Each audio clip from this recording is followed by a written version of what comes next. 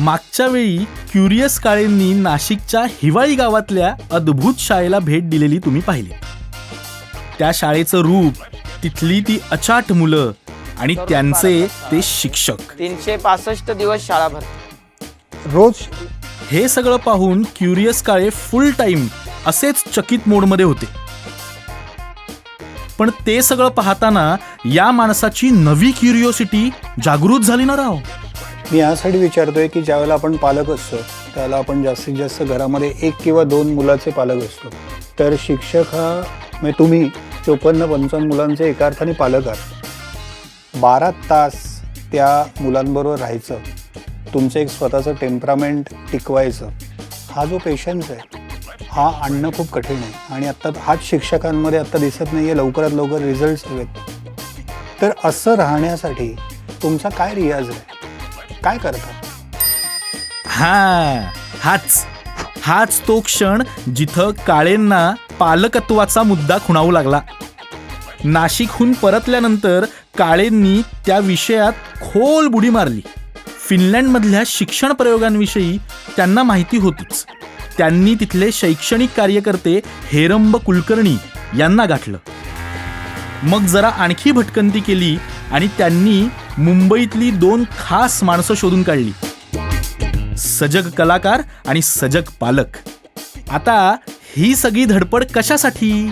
तर डोक्यातले प्रश्न शमवण्यासाठी, गप्पांची चावडी बसवायची आहे म्हणून. त्यात हे हेरंब कुलकर्णी, सुमित राघवन आणि चिन्मयी सुमित हे सुद्धा क्युरियस काळेंसारखेच गप्पा मारायला उत्साही. जमले ना सगळे. या गप्पांमध्ये शिक्षक, पालक, विद्यार्थी, शिक्षण, अहो एक विषय सोडला नाहीये यांनी. पण काय झकास गप्पा रंगल्यात. आहा, या ना तुम्ही पण ऐकायला या.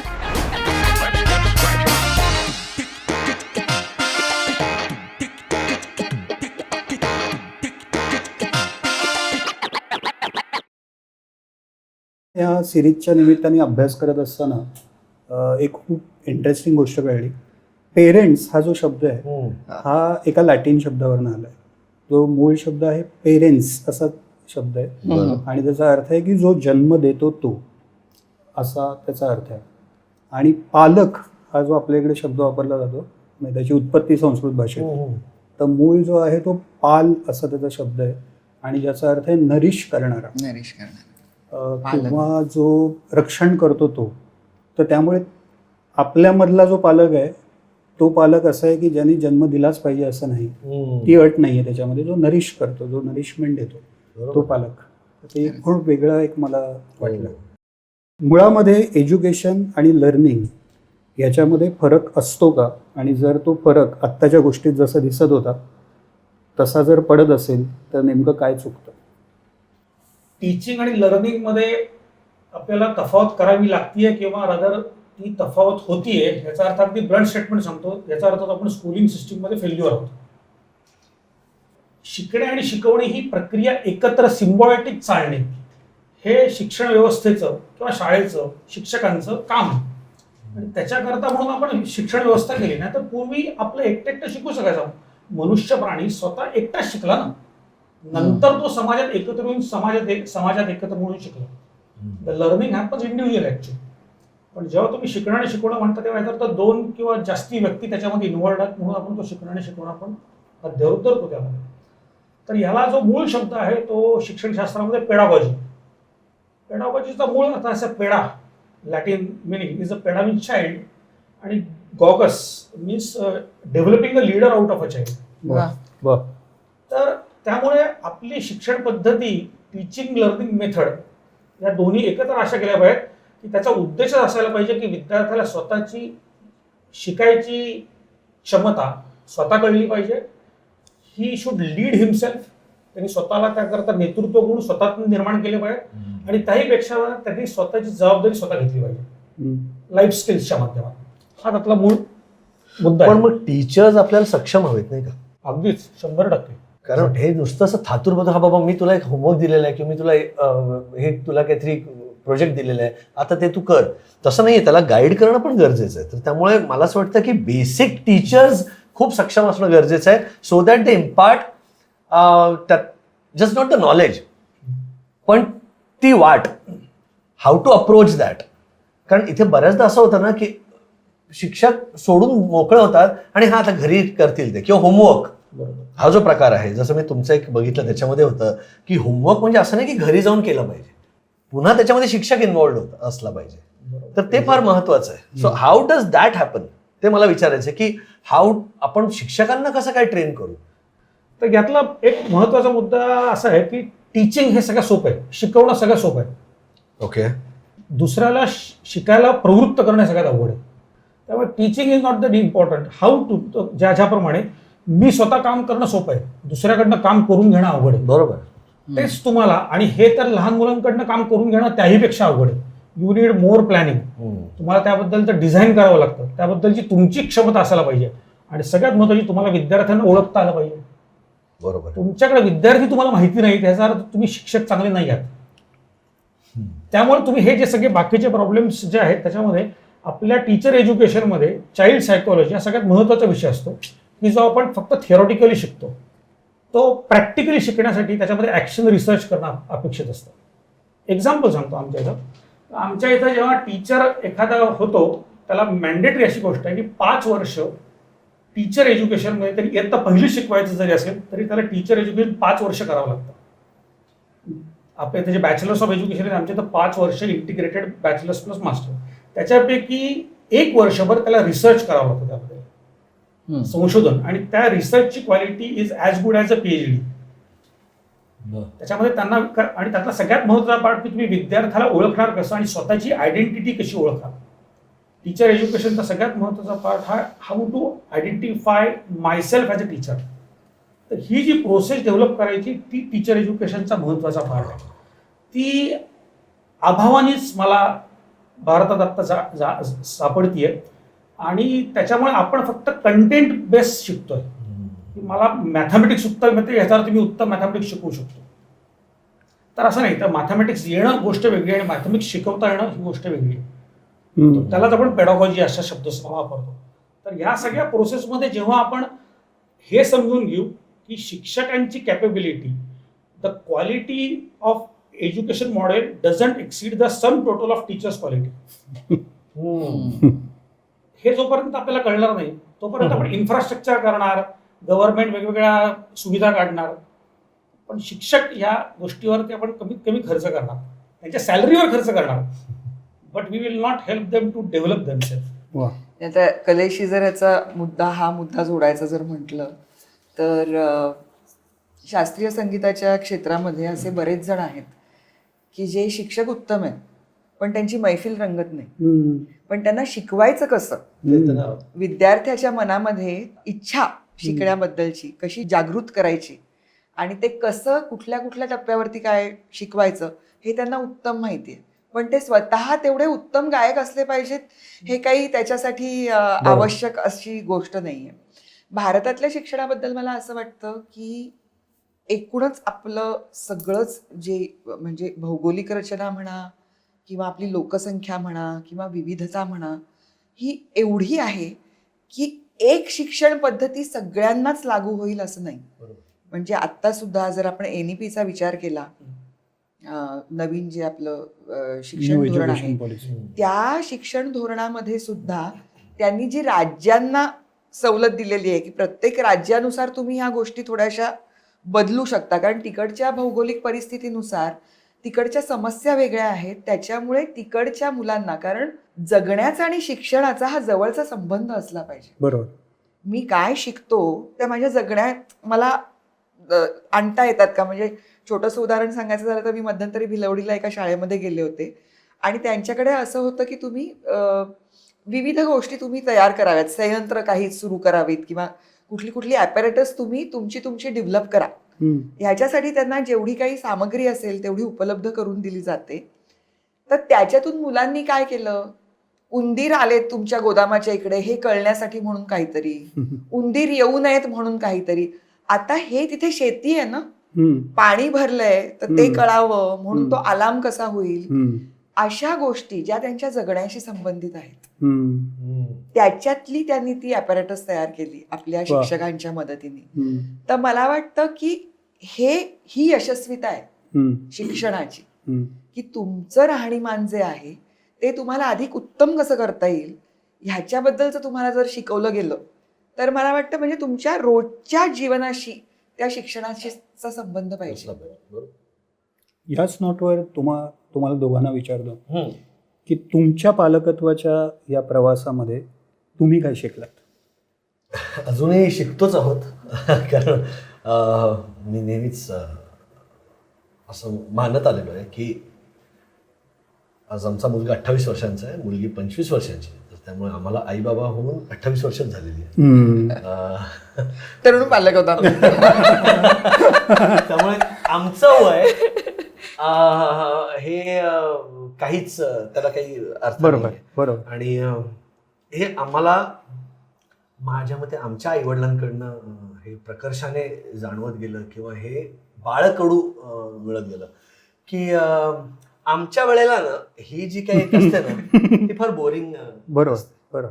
की मुलांना सांगताना आमच्या वेळेला बघे नाही हे नका सांगू, तुमचं वय आई वडील होण्याचं आणि त्याचं वय हे सेम आहे, त्यामुळे तुम्ही मित्रत्वाच्या नात्याने त्याच्याशी संवाद साधला पाहिजे. आमच्या दोघांचे आई वडील खूपच प्रोग्रेसिव्ह आहेत. चिन्मयी तिच्या आई वडिलांबद्दल सांगेलच, कारण मी ऑफकोर्स दादा आणि आईंना आमच्या लग्नाच्या आधीपासून ओळखतो. म्हणजे 1991 साली आमचं पहिलं नाटक आलं ज्वालामुखी. तर तेव्हापासून माझं येणं जाणं होतं त्या घरात. आणि 96 साली आमचं लग्न झालं. तर त्या 5 वर्षामध्ये मला दादा काय आहेत किंवा आईंचं काय कार्य आहे हे मला कळलं. आणि मी नेहमीच कम्पेअर करायचो की एक आउटलुक कसा वेगळा असतो की दादा आणि आई. दादा हे प्रशासकीय अधिकारी, he retired as the municipal commissioner of Pimpri Chinchwad. कवी, ज्ञानेश्वरी बद्दल त्यांना म्हणजे हे सगळं मुखोद्गत किंवा उर्दू शायरी त्याच्याबद्दल त्यांचं ज्ञान कमाल. आणि आई एकीकडे मानसशास्त्रज्ञ आणि head of psychology department at Babasaheb Ambedkar university. तर असं सगळं असताना दुसरीकडे माझे आई वडील टिपिकल मिडल क्लास, काय म्हणू त्याला, सकाळी 8:15ची ट्रेन पकडणारे, चर्चगेटला कामाला जाणारे, पप्पा फोर्टला जाणारे, हे असं चाकोरीबद्ध असं सरळ सरधोपट आयुष्य.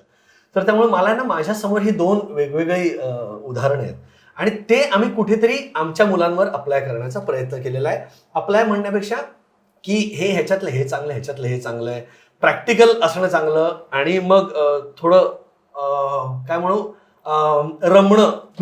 तर ह्या दोन्हीची सांगड आम्ही घालायचा प्रयत्न केला. आणि शिक्षणाच्या बाबतीत जे जे निर्णय घेतले ते चिन्मयीचे होते आणि मी फक्त मम असंच केलं, तिच्या हाताला हात लावला. कारण मराठी माध्यमात शिकवायचं हे चिन्मयीचं लग्नाच्या आधीपासूनच म्हणणं होतं की नाही, काही झालं तरी मुलांनी मराठी माध्यमातच शिकलं पाहिजे. पार्ल्याला शिफ्ट होण्यामागचा हा एक मोठं कारण होतं की आम्हाला पार्ले टिळक शाळेत मुलांना शिकवायचं होतं. आणि मग त्याच्यानंतर आमच्या ज्या आवडीनिवडी आहेत, कविता असतील, अभिनय वेगळा, अभिनय हा आमचं प्रोफेशन झालं. गाणं, एखाद्या गोष्टीचा आस्वाद घेणं, काही चांगलं बघितलं तर त्याच्याबद्दल बोलणं, काही चांगलं ऐकलं, काही चांगलं खाल्लं. तर मला असं वाटतं की आई वडील म्हणून आम्ही हे देण्याचा खूप प्रयत्न केला. नुसतं अभ्यास आहे की अभ्यास नाही. मला असं वाटतं की आमची मुलं 35% पास झाली असेल, ते नाही झाली, चांगली गोष्ट आहे, पण तरी त्याचं वाईट वाटलं नसतं. पण जर त्यांना कळलं नसतं की हे किशोरदा गायलेत का लता दिदी गायलेत किंवा हे पंडित भीमसेन जोशी गायलेत, हे जर त्यांना कळलं नाही ना किंवा त्याची त्यांना मजा घेता आली नाही ना, तर मग त्याचं आम्हाला जास्त वाईट वाटलं. मला असं वाटतं की शिक्षण हे अशा पद्धतीने आम्ही देण्याचा प्रयत्न केलेला आहे, नॉट जस्ट बुकिश नॉलेज. मी याच नोटवर विचारतो की तुम्ही दोघंही कलाकार आणि ते मोठे होत असताना त्यांनी तुम्हाला दोघांना कलाकार म्हणून पाहिलं. तर तुम्ही दोघे जण कलाकार आहात, पण तुमचं कधी शाळेमध्ये याबद्दल बाकायदा असं कधी शिक्षण झालं नसेल कदाचित. तर शिकत असताना त्यांनी कधी असा प्रश्न विचारला की जर का मुळात तुम्ही शिकलात आणि वेगळंच काहीतरी केलं तर मुळात शिकायचंच कशासाठी, असं कधी विचारलं? नाही असं नाही कधी विचारलं त्यांनी. त्यांना पण- शाळा फार चांगल्या मिळाल्या, त्याच्यामुळे त्यांना मजा आली शिक्षणाची खूप. शिक्षक फार चांगले. शिक्षक खूप चांगले मिळाले. नीरजच्या बाबतीत तर असं होतं की त्याला अभ्यासाचं वेड होतं त्याला. बरं. म्हणजे शुभांगी गोखले ही माझी खूप जवळची मैत्रीण आहे आणि त्यांची आवडती मावशी आहे. तर आमचं 1 बेडरूम किचन हॉल असं घर होतं पहिल्यांदा. तर ती आली आणि ती आणि मी गप्पा मारत असलो की आम्ही जगभराच्या गप्पा मारायचो. तर नीरज तिथे बसून पहिल्यांदा त्याचा गृहपाठ पूर्ण करायचा. म्हणजे तो शाळेचा गणवेश बदलायच्या आधी तो पहिल्यांदा गृहपाठ पूर्ण करायचा आणि मग तो हे करायचा. तर तिला असं वाटायचं काय चिन्मयी तुझी शिस्त त्याला, की तो घरी आल्यानंतर पहिल्यांदा गृहपाठ पूर्ण करतो आणि मगच कपडे बदलतो. म्हटलं अगं नाही, मला त्यांनी कपडे बदललेले जास्त आवडतील आणि जरा त्यांनी टिवल्या बावल्या थोडा वेळ केला तर मला जास्त आवडतील. पण ते त्याचं कॉलिंग होतं असं म्हणू आपण, की त्याला ते आवडत होतं करायला, म्हणून तो ते करत होता. आणि बरोबर मला माझ्या लेकीनी शिकवून दिलं की तुला असं वाटत असेल की एक मुलगा आपला असा वागतोय म्हणजे तू आदर्श पालक आहेस आणि तुला सगळंच आलेलं आहे, तर तसं काही नाही, इथे आहे मी. तुला जमिनीवर आणीन. मी आणीन तुला जमिनीवरती. त्याच्यामुळे तिला अजिबात त्याच्यामध्ये काही इंटरेस्ट नव्हता आणि त्याच्याबद्दल तिची काही तक्रारही नव्हती. म्हणजे तिने गृहपाठ केला नाही म्हणून तिला जर शिक्षा झाली तर तिने कधी रडत येऊन घरी मला सांगितलं नाही की बाई मला असं म्हणाल्या किंवा बाई मला तसं म्हणाल्या. त्याच्यानंतर तिलाही इतकी शाळा सुंदर मिळाली की जिथे अशा म्हणणाऱ्या बाईच नव्हत्या. बरं. त्याच्यामुळे मला असं वाटतं की असे प्रश्न आम्हाला त्यांनी विचारले नाहीत. आणि खरं जर सांगायचं झालं तर आम्ही दोघे अंडर ग्रॅज्युएट्स होतो. पण त्या मुलांना अगदी असं होतं की आपण ग्रॅज्युएशन तरी करायचंच, आपण कशातही करिअर केलं तरी. आणि त्याच्यामुळे म्हणजे माझी आई PhD, माझे वडील UPSC IAS झालेले. पण त्यांनी जेव्हा मी ठरवलं की सेकंड इयरमध्ये मी असताना मला अगदी अपघाताने मी नाटकात काम करायला लागले आणि मी रमले नाटकात काम करण्यात. आणि मग मला पुन्हा त्या सिस्टीममध्ये जाऊन त्या परीक्षा द्याव्याशा मला वाटल्या नाहीत.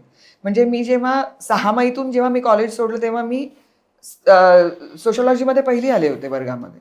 पण तरी सुद्धा मला असं नाही वाटलं की मला ते करायचं, त्याच्यापेक्षा मग इथे जास्त रमले आणि मी ठरवलं की मला नाही करायचंय ते. तर मला कुणी असं माझ्या घरात इतके उच्च शिक्षित असून, म्हणजे पैशाला पासरी PhD लोक आहेत आमच्या घरामध्ये खरंच,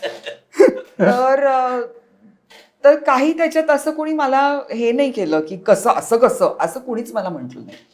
त्याच्यामुळे मला वाटतं की बरेचदा असं होतं की पालकत्वामध्ये तुमच्या पालकांनी तुम्हाला जे दिलंय ते बरंचसं तुम्ही तुमच्या मुलांना देऊ बघता आणि आपल्या पालकांकडून काही गोष्टी राहून गेल्या असतील तर त्याही जर आपल्याला करता आल्या तर कराव्यात असं मला वाटतं. बरेचदा असं होतं की आमच्या काळीचं जे सुमित म्हणाला ते आमच्या आई वडिलांनी केलं नाही. आणि मला बरेचदा असं वाटतं की आमच्या काळच्या काही गोष्टींपेक्षा आत्ताच्या काळातल्या गोष्टी फार करेक्ट आहेत शिकण्यासाठी आणि त्या योग्य आहेत.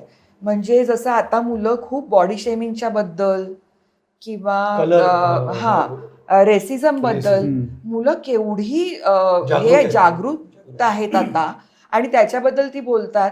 तर मला खूपदा असं वाटतं आपण कधीतरी दुखावलं असेल कुणाला तरी. त्याच्यामुळे सगळ्याच गोष्टी ज्या आधीच्या होत्या त्या उत्तम होत्या आणि ज्या आत्ताच्या आहेत त्या वाईट आहेत असं मला वाटत नाही. आणि मग त्याच्यामुळे असं वाटतं की जरा शिक्षक पण तसे समविचारी मिळाले तर फार मजा येईल. आणि ते आम्हाला दोघांना ते बऱ्यापैकी भाग्यच म्हणायला पाहिजे आता ते मिळालं. याच नोटवर विचारतो की नीरद आणि दिया आता काय करतात? नीरद हा म्युझिक कंपोजर आहे. तो पियानिस्ट आहे. जे चिन्मय म्हणाले की घरी आल्यानंतर तो आधी गृहपाठ करायचा. आता गृहपाठ बाजूला राहिलेला, आता तो घरी आलेला पहिला पियानोवर बसतो. अरे वा. आणि त्याला ते that is his go to space किंवा दॅट इज हिज कॉलिंग. की त्याला त्याचं फ्रस्ट्रेशन असेल, त्याचं काही जे काही त्याची प्रेम असेल तरी ते सगळं आम्हाला तरी जाणवतं. घरात कुठेतरी सूर ऐकू आलं की आम्हाला कळतं की अच्छा आज जरा मूड असा आहे, आज मूड आहे. तर त्यामुळे दॅट इज द काय म्हणतात त्याला थर्मोमीटर की नीरद घरी आलेलं म्युझिक असतं त्याचं. तो DJ पण आहे, तो गिग्स पण करतो. आता सचिन कुंडलकरची एक फिल्म येऊ घातली, त्याचं बॅकग्राऊंड आणि त्याचं म्युझिक नीरदने केलेलं आहे. आणि त्याचं आत्ताच एक रूट्स नावाचं एक सिंगल त्यांनी आता रिलीज केलेलं आहे. की रूट्स म्हणजे पेटल, स्टेम, रूट्स आणि there is something else I am missing, असे 4 त्यांनी कॉम्पोजिशन्स केलेले आहेत. आणि दिया ती she is an upcoming cinematographer. तिने तिचं डिग्री तिने कात्रजला भारतीय विद्यापीठातून तिने सिनेमॅटोग्राफीमध्येच तिने डिग्री तर केली. त्यामुळे ती तिच्या मित्रांबरोबर शूट करत असते, शॉर्ट फिल्म शूट करत असते. हिरा मंडीला आता तिने असिस्ट केलं वा. होतं महेश लिमयला. तर त्यामुळे दोन्ही पोरं पडद्यामागे आहेत, आई वडील पडद्या पुढे आहेत. वा वा, मस्त. थोडंसं तुमच्या बालपणाबद्दल सांगा ना. तुमचं शिक्षण ओव्हरऑल कसं होतं, काय वातावरण होतं, शिक्षक? मला शाळा अजिबात आवडायची नाही. बरं. कारण मला असं वाटायचं की शाळेचा उपयोग हा एकदा तुम्हाला अक्षर ओळख झाली आणि आकडेमोड तुम्हाला यायला लागली की त्याच्यात आणखीन काही फार शिकायला नाही आहे. घरात 300 पुस्तकं होती. त्याच्यामुळे मला आपल्या घरातल्या लायब्ररीत आपण बसावं, पुस्तकं वाचावीत, मग आपल्या आईवडिलांच्या रॅकवरची पण पुस्तकं काढावीत, तीही वाचावीत. त्याच्यातलं बरंचसं काही अगम्य असतं, पण तरीसुद्धा जितकं कळतं तितकं मजेशीर असतं. आणि तुम्ही ह्या वयात हेच वाचलं पाहिजे, त्या वयात ते वाचू नका, असली काही बंधनं नव्हती. तर शाळा मला आवडायची नाही, तर मी खोटं बोलून शाळा बुडवायचे. तर आई मानसशास्त्रज्ञ असल्यामुळे तिने मला एकदा सांगितलं की युनिफॉर्म घातल्यानंतर जे तुझं पोट दुखतंय, तर आता कसं होतं की मला माझ्या कॉलेजमध्ये जायचं असतं, कारण माझी मुलं जी आहेत, 40 जणांचा माझा वर्ग असतो, ती मुलं महाराष्ट्रातून कुठून कुठून आलेली मुलं असतात आणि त्यांना खरंच शिकायचं आहे मानसशास्त्र. आणि मीही तयारी केली आहे त्यांना काय शिकवायचं आहे ह्याची. त्याच्यामुळे मी जर तुला अशीच सोडून गेले तुझ्या पोटात दुखत असताना, तर माझं तिथे माझ्या मनात विचार येईल की माझ्या लेकीचं पोट दुखताना मी ह्या मुलांचा विचार करून तिच्याकडे दुर्लक्ष करून मी इथे आली आहे. त्याच्यामुळे मी तेही नीट करू शकणार नाही. आणि जर मी घरी बसले तर मला सारखं वाटेल की मी माझ्या 40 लेकरांचं नुकसान केलंय. त्याच्यामुळे खरं काय ते तू मला सांग आणि मला मोकळं कर. मी तुला म्हणत नाही की तू शाळेत जा. मग मी तिला सांगायचं नाही पोटात दुखत नाही पण मला शाळेत जायचा कंटाळा आला. मग आई मला सांगायची उद्या तुझ्या चिठ्ठीमध्ये हेच लिहिलं जाणार आहे की चिन्मयीला शाळेत यायचा कंटाळा आला होता म्हणून ती शाळेत आली नाही. मी खोटं बोलणार नाही तुझ्यासाठी. अपरिहार्य कारणासाठी, घरगुती समारंभ होता, अडचण होती, असलं काही लिहिण्यात येणार नाही. डिसेंट भाषेत सुद्धा कुठल्याच भाषेत खोटं बोललं जाणार नाही. त्याच्यामुळे मला वाटतं जे आपण लर्निंगच्या बद्दल बोललो ना, हे लर्निंग असतं. हे सुद्धा शिक्षण असतं. फक्त शाळेच्या 4 भिंतींमध्ये जे शिकतात ते शिक्षण नसतं. आणि त्याच्यामुळे माझं शाळेच्या बद्दल असं होतं, पण मग त्या शाळेत मी रमावं ही माझ्या शिक्षकांना त्यांची जबाबदारी वाटली. आणि मग त्यांनी माझ्यातला हा गुण पारखला की मी पालीची मगर करू शकते, एका पॅरेग्राफच्या गोष्टीची कथा तयार करू शकते, कथेची कादंबरी सांगू शकते. मग ऑफ पिरियडला त्या मला बोलवायला लागल्या की सुर्वे इथे आणि गोष्ट सांग. मग ते करता करता वक्तृत्व स्पर्धा सुरू झाल्या. मग कळायला लागलं वक्तृत्व स्पर्धेमध्ये बक्षीस मिळवायचं असेल तर असंच घरातून उठून जाता येणार नाही. शारदा मंदिर कन्या प्रशाला हे नाव पाहिजे, म्हणून मग शाळेत जायला पाहिजे. असं होऊन मी शाळेत रमले. आणि मग आवडायला लागली शाळा, कारण तो नेतृत्व गुण मिळाला ना की ही शाळेला लीड करते, ही आमच्या वक्तृत्व स्पर्धेतल्या किंवा वादविवाद स्पर्धेतल्या टीमची लीडर आहे. हे जेव्हा व्हायला लागलं तेव्हा शाळा आवडायला लागली. आणि ते आहे म्हणजे भाषाप्रेम तर त्याच शिक्षकांनी मनामध्ये रुजवलं. सेम म्हणजे माझ्या बाबतीत तेच झालं. आई वडील दोघे नोकरदार. मुंबईत कुर्ल्याला माझा जन्म, नेहरूनगर कुर्ला. तर त्यामुळे सगळे मित्र आजूबाजूला सगळे मराठी. घरात 2 भाषा बोलल्या जातात. मम्मी कर्नाटकातली त्यामुळे कन्नड, पप्पा कोयंबतूरचे म्हणून तमिळ. त्यामुळे अशा 2 भाषांचे संस्कार कानावर. मित्र सगळेच मराठी. आणि मग त्याच्यानंतर मग मी मराठी नाटकात स्थिरावलो आणि मग मराठीच ही माझी सर्वे सर्वा झाली असं म्हणायला हरकत नाही. पण मला सुद्धा चिन्मयीसारखं शाळेचा अजिबात म्हणजे इतका कंटाळा यायचा की काय. मला चांगलं आठवतंय आमचे प्रॅक्टिकल्स होते, तेव्हा प्रॅक्टिकल्स असायचं ना 10वीला. तर प्रॅक्टिकल नको जायला तर मी मागे क्रिकेट खेळत होतो. तर शाळेचे आमचे शिवण्णा म्हणून एक पिऊन होते, ते आले आणि त्यांनी मला असं धरलं इकडे, हे काय करतो रे तू. आणि आमची आहे ना ती चेंबूर कर्नाटक हायस्कूल, त्यामुळे कन्नडा आणि इंग्लिश असे. त्यामुळे मी इंग्लिश मीडियम मध्ये होतो, पण त्यामुळे खूप कानडी प्रभाव तिकडे होता. तिकडे ऍडमिनिस्ट्रेशन कानडी होतं. त्यामुळे ते शिवण्णा असे याच्याने "हे काय रे तू इथे क्रिकेट खेळून राहिला असं तिकडे ते प्रॅक्टिकल तुमचं बोंबल ते बघा असं म्हणून मला ते घेऊन गेले होते. मला इतकं प्रकर्षाने आठवतंय की मला नकोच असायची शाळा आणि मी पण पळून जाण्याच्याच माझी हेच होतं की नको शाळा नको. मग काहीतरी कारणं काढायची आणि तिकडनं जसं चिन्मयला ते एक वक्तृत्व स्पर्धा गवसली तसं मला गाणं सापडलं हा.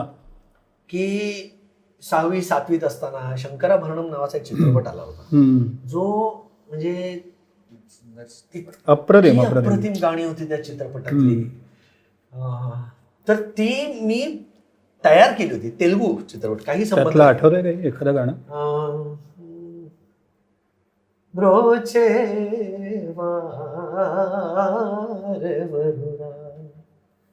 दरररा दरररा ब्रोचे असं थोडं.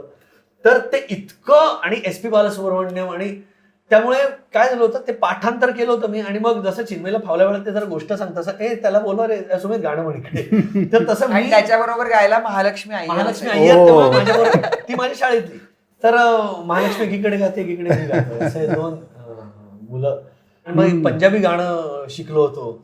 मग एक हरविंदर सिंग नावाचा एक माझा मित्र होता तो पहिल्या बांकावर बसायचा. तर मला असं बोलवलं आणि मी नेहमी मागेच कुठेतरी असं लपून असायचो की मला टीचर पकड आणि मला Raghavan come here sing a song sing a song. मग मी तयार होऊन गेलो आणि हरविंदरला म्हणालो अभि देख अच्छा लगेगा तुझे गाणं. मी एक पंजाबी गाणं गायलो टाई दिन ना जवानी नळ चलती उडती मलमल दी असं ते गाणं. आणि त्याच्याकडे बघितलं कसं वाटलं की मेरे को नहीं आती पंजाबी. गाणं गायल्यानंतर तू असं म्हणतोस. तर तेच झालं की आम्हाला कोणालाच ना आमची भाषा नीट येत नव्हती. तर पंजाबी त्याला येत नव्हती कुठल्या तरी तेलुगू मुलगा आणि आमच्याकडे वेगवेगळ्या भाषांची पोरं. कन्नडा साऊथ इंडियन म्हणजे छेडानगर म्हणून चेंबूरला एक वसाहत आहे की जी मिनी चेन्नई जसं माटुंगा कसं मिनी चेन्नई तसं छेडानगर. तिकडचे बरेच मित्र तेलुगू कन्नडा तमिळ नदीम आणि आसिफ नावाचे मुस्लिम मित्र. त्यामुळे धमाल असायची आमच्या शाळेत. त्यामुळे मराठीचा तास असला की आमच्या बाई म्हणजे अकांड तांडव करायच्या की तुला कसं कळत नाही आणि तुला आणि त्यातल्या त्यात मी हुशार त्यामुळे मला मराठीत मी चांगले मार्क मला मिळायचे. सो कमिंग बॅक की there I found my calling आणि मग गाण्याचे क्लास सुरू झाले माझे. आणि मग कुठेतरी असं वाटलं मम्मी पप्पांना की हा जरा नकला करतो ह्याच्यामध्ये हा सुद्धा गुण आहे म्हणून मग मला एका नाट्य शिबिराला पाठवलं. ते सुलभा मावशीचं सुलभा देशपांडेंचं आणि अरविंद देशपांडेंचं ते शिबिर. आणि मग तिकडे मी रुळलो आणि मग तिकडनं फास्टर फेणे मला. वा.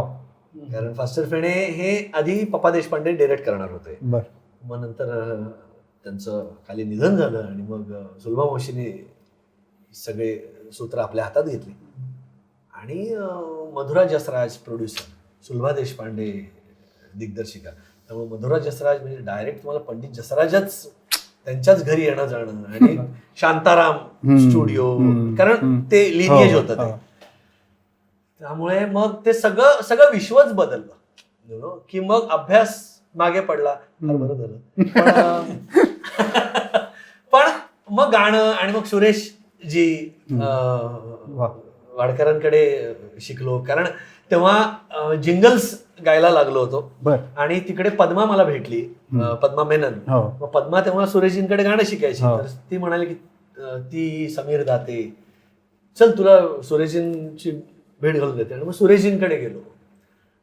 त्यामुळे इतकं ते इंटरलिंक्ड आहे ना मग ते अभ्यास कधी कुठे कसा मागे पडलाय कळलं नाही. पण मला असं वाटतं की ह्या सगळ्या गोष्टींनी ना जगणं फार सुंदर झालं. क्या बात. आणि at the end of the day तेच महत्वाचं आहे नाही का. क्या बात. तुम्ही काय शिकला त्यापेक्षा तुम्ही कुठे तुम्हाला काय काय सापडत गेलं आणि तुम्ही काय काय वेचत गेला आयुष्यात ह्यानी तुमचं आयुष्य जास्त परिपूर्ण. वा वा. तर ते झालं आमच्या दोघांच्या बाबतीत आणि तेच आम्ही आमच्या मुलांना देतोय की हा बुके आहे तुमच्या समोर याच्यातलं तुम्ही निवडा आणि तुम्ही तुमचं आयुष्य असं करण्याचा प्रयत्न करा. मला वाईट वाटतं पण मात्र आता मध्ये मध्ये कधीतरी माझी अशी मला वाटतं 45 वर्ष उलटल्यानंतर मला असं वाटायला लागलं की ग्रॅज्युएशन करायला हवं होतं.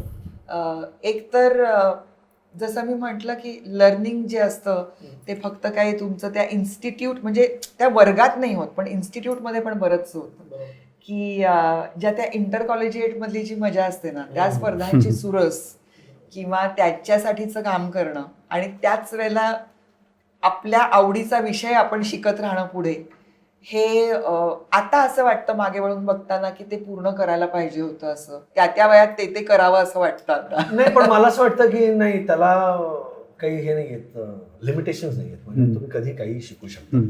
लाईफलॉंग लर्निंग ही रिक्वायरमेंट आहेच त्याबद्दलची. पण त्या वयामध्ये एकतर महत्वाची गोष्ट आपल्याला लहान वयामध्ये म्हणजे लेट्स से वय वर्ष 25 पर्यंत ही ॲबिलिटी असते की you can make the mistake and you can recover out of without ego.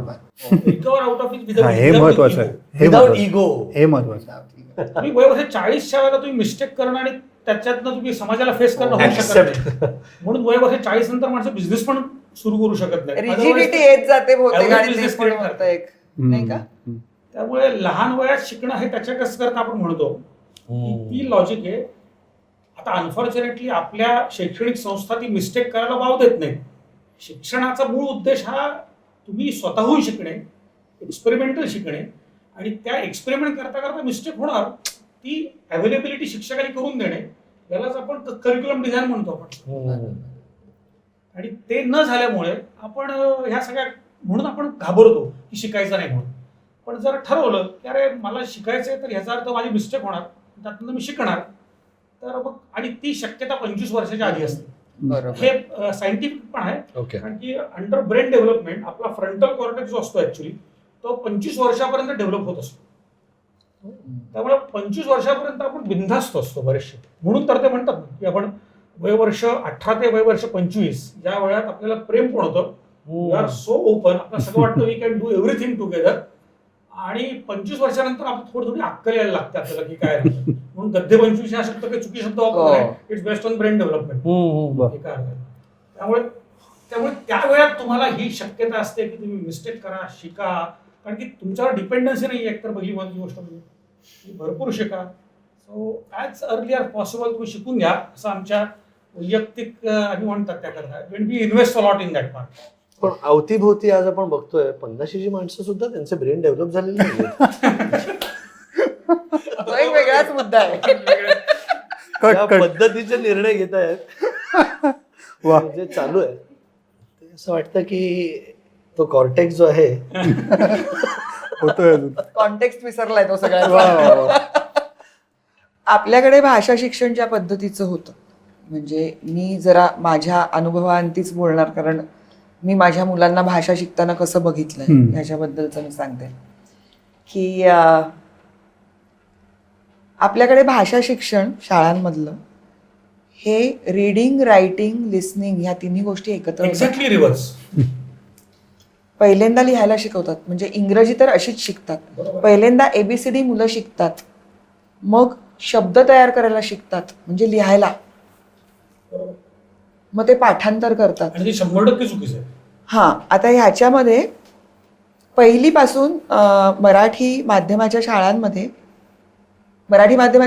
मुलं कमी जातात, कारण आम्हाला मराठी भाषेचा अभिमान आहे, आम्हाला मराठी संस्कृतीचा अभिमान आहे, आमचा मराठीवरती विश्वास नाही. पण कारण मराठी शिकून मुलांचं जगात काही भलं होईल असं आम्हाला वाटतच नाही. त्याच्यामुळे बरं, हे काय मराठी काय माध्यम, आम्ही इंग्रजी माध्यमात मुलांना पाठवू आणि मग आमचं मूल जेव्हा म्हणतं 1.5 म्हणजे काय, 2.25 म्हणजे काय, तर आम्ही हसू, हा आमच्याकडे विनोद होईल, त्याचं वाईट नाही वाटणार, खंत नाही वाटणार. पण मूल जर इंग्लिश चुकीचं बोललं तर ते जगात कसं टिकेल ह्याची आम्हाला जास्त भीती आहे. त्याच्यामुळे मग मराठी शाळांमध्ये पाठवायची संख्या कमी झाली. तशी शिक्षण मंत्र्यांनी असा फतवा काढला की आता पहिलीपासून इंग्लिश शिकवायला सुरुवात करूया मराठी शाळांमध्ये, म्हणजे तरी काही माणसं टिकतात का बघूया, पालक येतात का आपल्याकडे, म्हणून मराठी शाळेमध्ये इंग्लिश शिकवायला घेतलं. माझ्या मुलाच्या वहीमध्ये सबमरीन हा शब्द होता, त्याचा उच्चार बाईंनी मराठीत लिहून दिला होता फळ्यावरती, सबमरीन. माझा मुलगा तेच पाठ करत होता. त्याला जर मी सांगितलं आई म्हणून की अरे असं नाही आहे, हे असं आहे, मग त्याच्यासाठी बी आधी आलाय ना, एम नंतर आलाय ना, मग ह्याचा उच्चार हा आहे, त्याचा उच्चार तो आहे, असं मी सांगितलं तरी तो मला म्हणाला ठीक आहे, मला कळला, ह्याचा उच्चार काय ते मला कळला, पण बाई तोंडी परीक्षा लिहायला जेव्हा सांगतील तेव्हा मी हे असंच लिहिणार आहे, कारण नाहीतर त्या मला चूक देतील. किंवा प्रत्येक मुलाला उठून विचारलं तुझे वडील काय करतात, तुझे वडील काय करतात, तुझे वडील काय करतात, तर माय फादर इज अन ॲक्टर, तर माय फादर इज अ ॲक्टर असं सांगितलं त्यांनी, आणि ते तसंच लिहिलं होतं वहीमध्ये. तर मग घरी आल्यावरती त्याला म्हटलं अरे ॲन ॲक्टर आहे, तर ते त्याला कळलं, त्याला शिकवलं घरी. पण जेव्हा मुलं विहिरीवरती पोहायला जायची तेव्हा बाकीच्या ज्या आई पालक माझ्या मैत्रिणी होत्या त्यांच्याशी जेव्हा मी बोलले की अगं हे शिकवलं नाही आहे त्याला, ॲक्टर असं सांगितलं, तुझा नवरा इंजिनियर आहे तर काय सांगितलं तुझ्या मुलांनी, तर ती म्हणाली अगं त्यांनी इंजिनियर असंच सांगितलं आहे, पण मला असं वाटतं की ते नंतरच्या टप्प्याला त्यांना ए आणि ॲन शिकवणार असते. त्याच्यामुळे आत्ता जो आपल्याकडे जो मुद्दा आहे की तिसरी भाषा 6 वर्षाच्या मुलांना शिकवावी शिक्षण क्रमामध्ये, त्यावेळेला मला याची भीती वाटते की ती भाषा कशी शिकवली जाईल जेव्हा तिसरी भाषा शिकवली जाईल तेव्हा. आणि कुठेतरी मला असं वाटतं की मातृभाषेचं एकदा छान शिक्षण झालं आणि तिच्याबद्दलचा पुरेसा आदर मनामध्ये, आदर प्रेम सगळंच काही झालं, त्याच्यानंतर फक्त त्या भाषेचा सांधा बदलायचा असतो. आणि दुर्दैवाने आपल्याकडे भाषा शिक्षण या गोष्टीलाच फार कमी महत्त्व दिलं जातं. म्हणजे आजही माझ्या मुलाला 6वी पर्यंत त्याचा एकही मार्क गणितात गेला नाही म्हणून तो मुलगा हुशार, आणि माझी मुलगी जर ती 60-62% मिळवत असेल तर ती हुशार नाही. पण मला खात्रीने मला माहिती आहे की दोघांकडे जर एकच रुपया असेल आणि दोघे जण जर कुठेतरी स्टेशनवरती हरवले तर मुलगी मोठ्या भावाला घरी घेऊन येईल. त्याच्यामुळे आपली हुशारी, गुण किती मिळतात ह्याच्यावरती हुशारी असते. आणि ते सगळं इतकं विचित्र आहे. आणि परत असं आहे की पालक सूप आहे म्हणून पालकांबद्दल पण बोललं पाहिजे, सारखं शिक्षकांबद्दल बोलतोय नुसते, पण सतत असं ते आणि आम्ही आहे. बरोबर. विद्यार्थी केंद्रित शिक्षण असलं पाहिजे, आणि ते विद्यार्थी जर केंद्रस्थानी आहे तर मग बाकीच्या लोकांची एक टीम असली पाहिजे जी त्यांना मदत करते. अध्ययन असं आपण जेव्हा म्हणतो त्याच्यामध्ये अध्यापन आणि अध्ययन ह्या दोन्ही गोष्टी अध्यारूत आहेत, आणि त्याच्यासाठी चांगलं वातावरण निर्माण करणं ही पालक आणि शिक्षणाची जबाबदारी आहे असं मला वाटतं. पण नेहमीच ते 2 तट असतात, एकीकडे पालक, एकीकडे शिक्षक, आणि मध्ये बिचारे विद्यार्थी भरडले जातात. असं आपल्याकडचं फार चित्र आहे. त्याच्यामुळे मला नेहमी जेव्हा असं लोक म्हणतात ना की परिसरात त्या भाषा, म्हणजे मुंबईतलं मूल जे असतं ते इतकं सहज भाषांची सरमिसळ करतं आणि एक वेगळीच भाषा बोलतं, बरं, भेसळ नाही सरमिसळ. तर मला वाटतं ते छान आहे. आणि ती भाषा आहे, कम्युनिकेटिव्ह लँग्वेज आहे. बऱ्याच जणांना मराठी तुम्ही मराठीत बोलता याचा अर्थ सगळे शब्द मराठी बोलले पाहिजे, ही अवघड शक्यता आहे. कोणीच बोलू शकत नाही आता उत्तम मराठीत. पु ल देशपांडे गोष्ट वेगळी, त्यांची शब्दप्रभू होते त्या, आणि वातावरण ना त्या पद्धतीचं बोलणारे इतके लोक आसपास होते. बरोबर, एक्झॅक्ट. आणि म्हणजे एकीकडे मुलांवरती, आणि परत जे पालक आपल्या मुलांना इंग्रजी माध्यमात पाठवत आहेत ते तर जिणं हराम करतात मुलांचं. कारण तुझं ते इंग्लिश बाहेर, अरे तुझं ते इंग्लिश नाहीये, तुमचं इंग्लिश आहे ज्याच्यात तुम्ही त्याला ढाडलंय जबरदस्तीने. त्याच्यामुळे त्याला ते इंग्रजी पण उत्तम यायला पाहिजे. बरं, त्याच्यावरती पालकांचं समाधान नाही. नाही त्याची मुंज तर झालीच पाहिजे. मुंज नाही झाली तर संस्कार कुठे?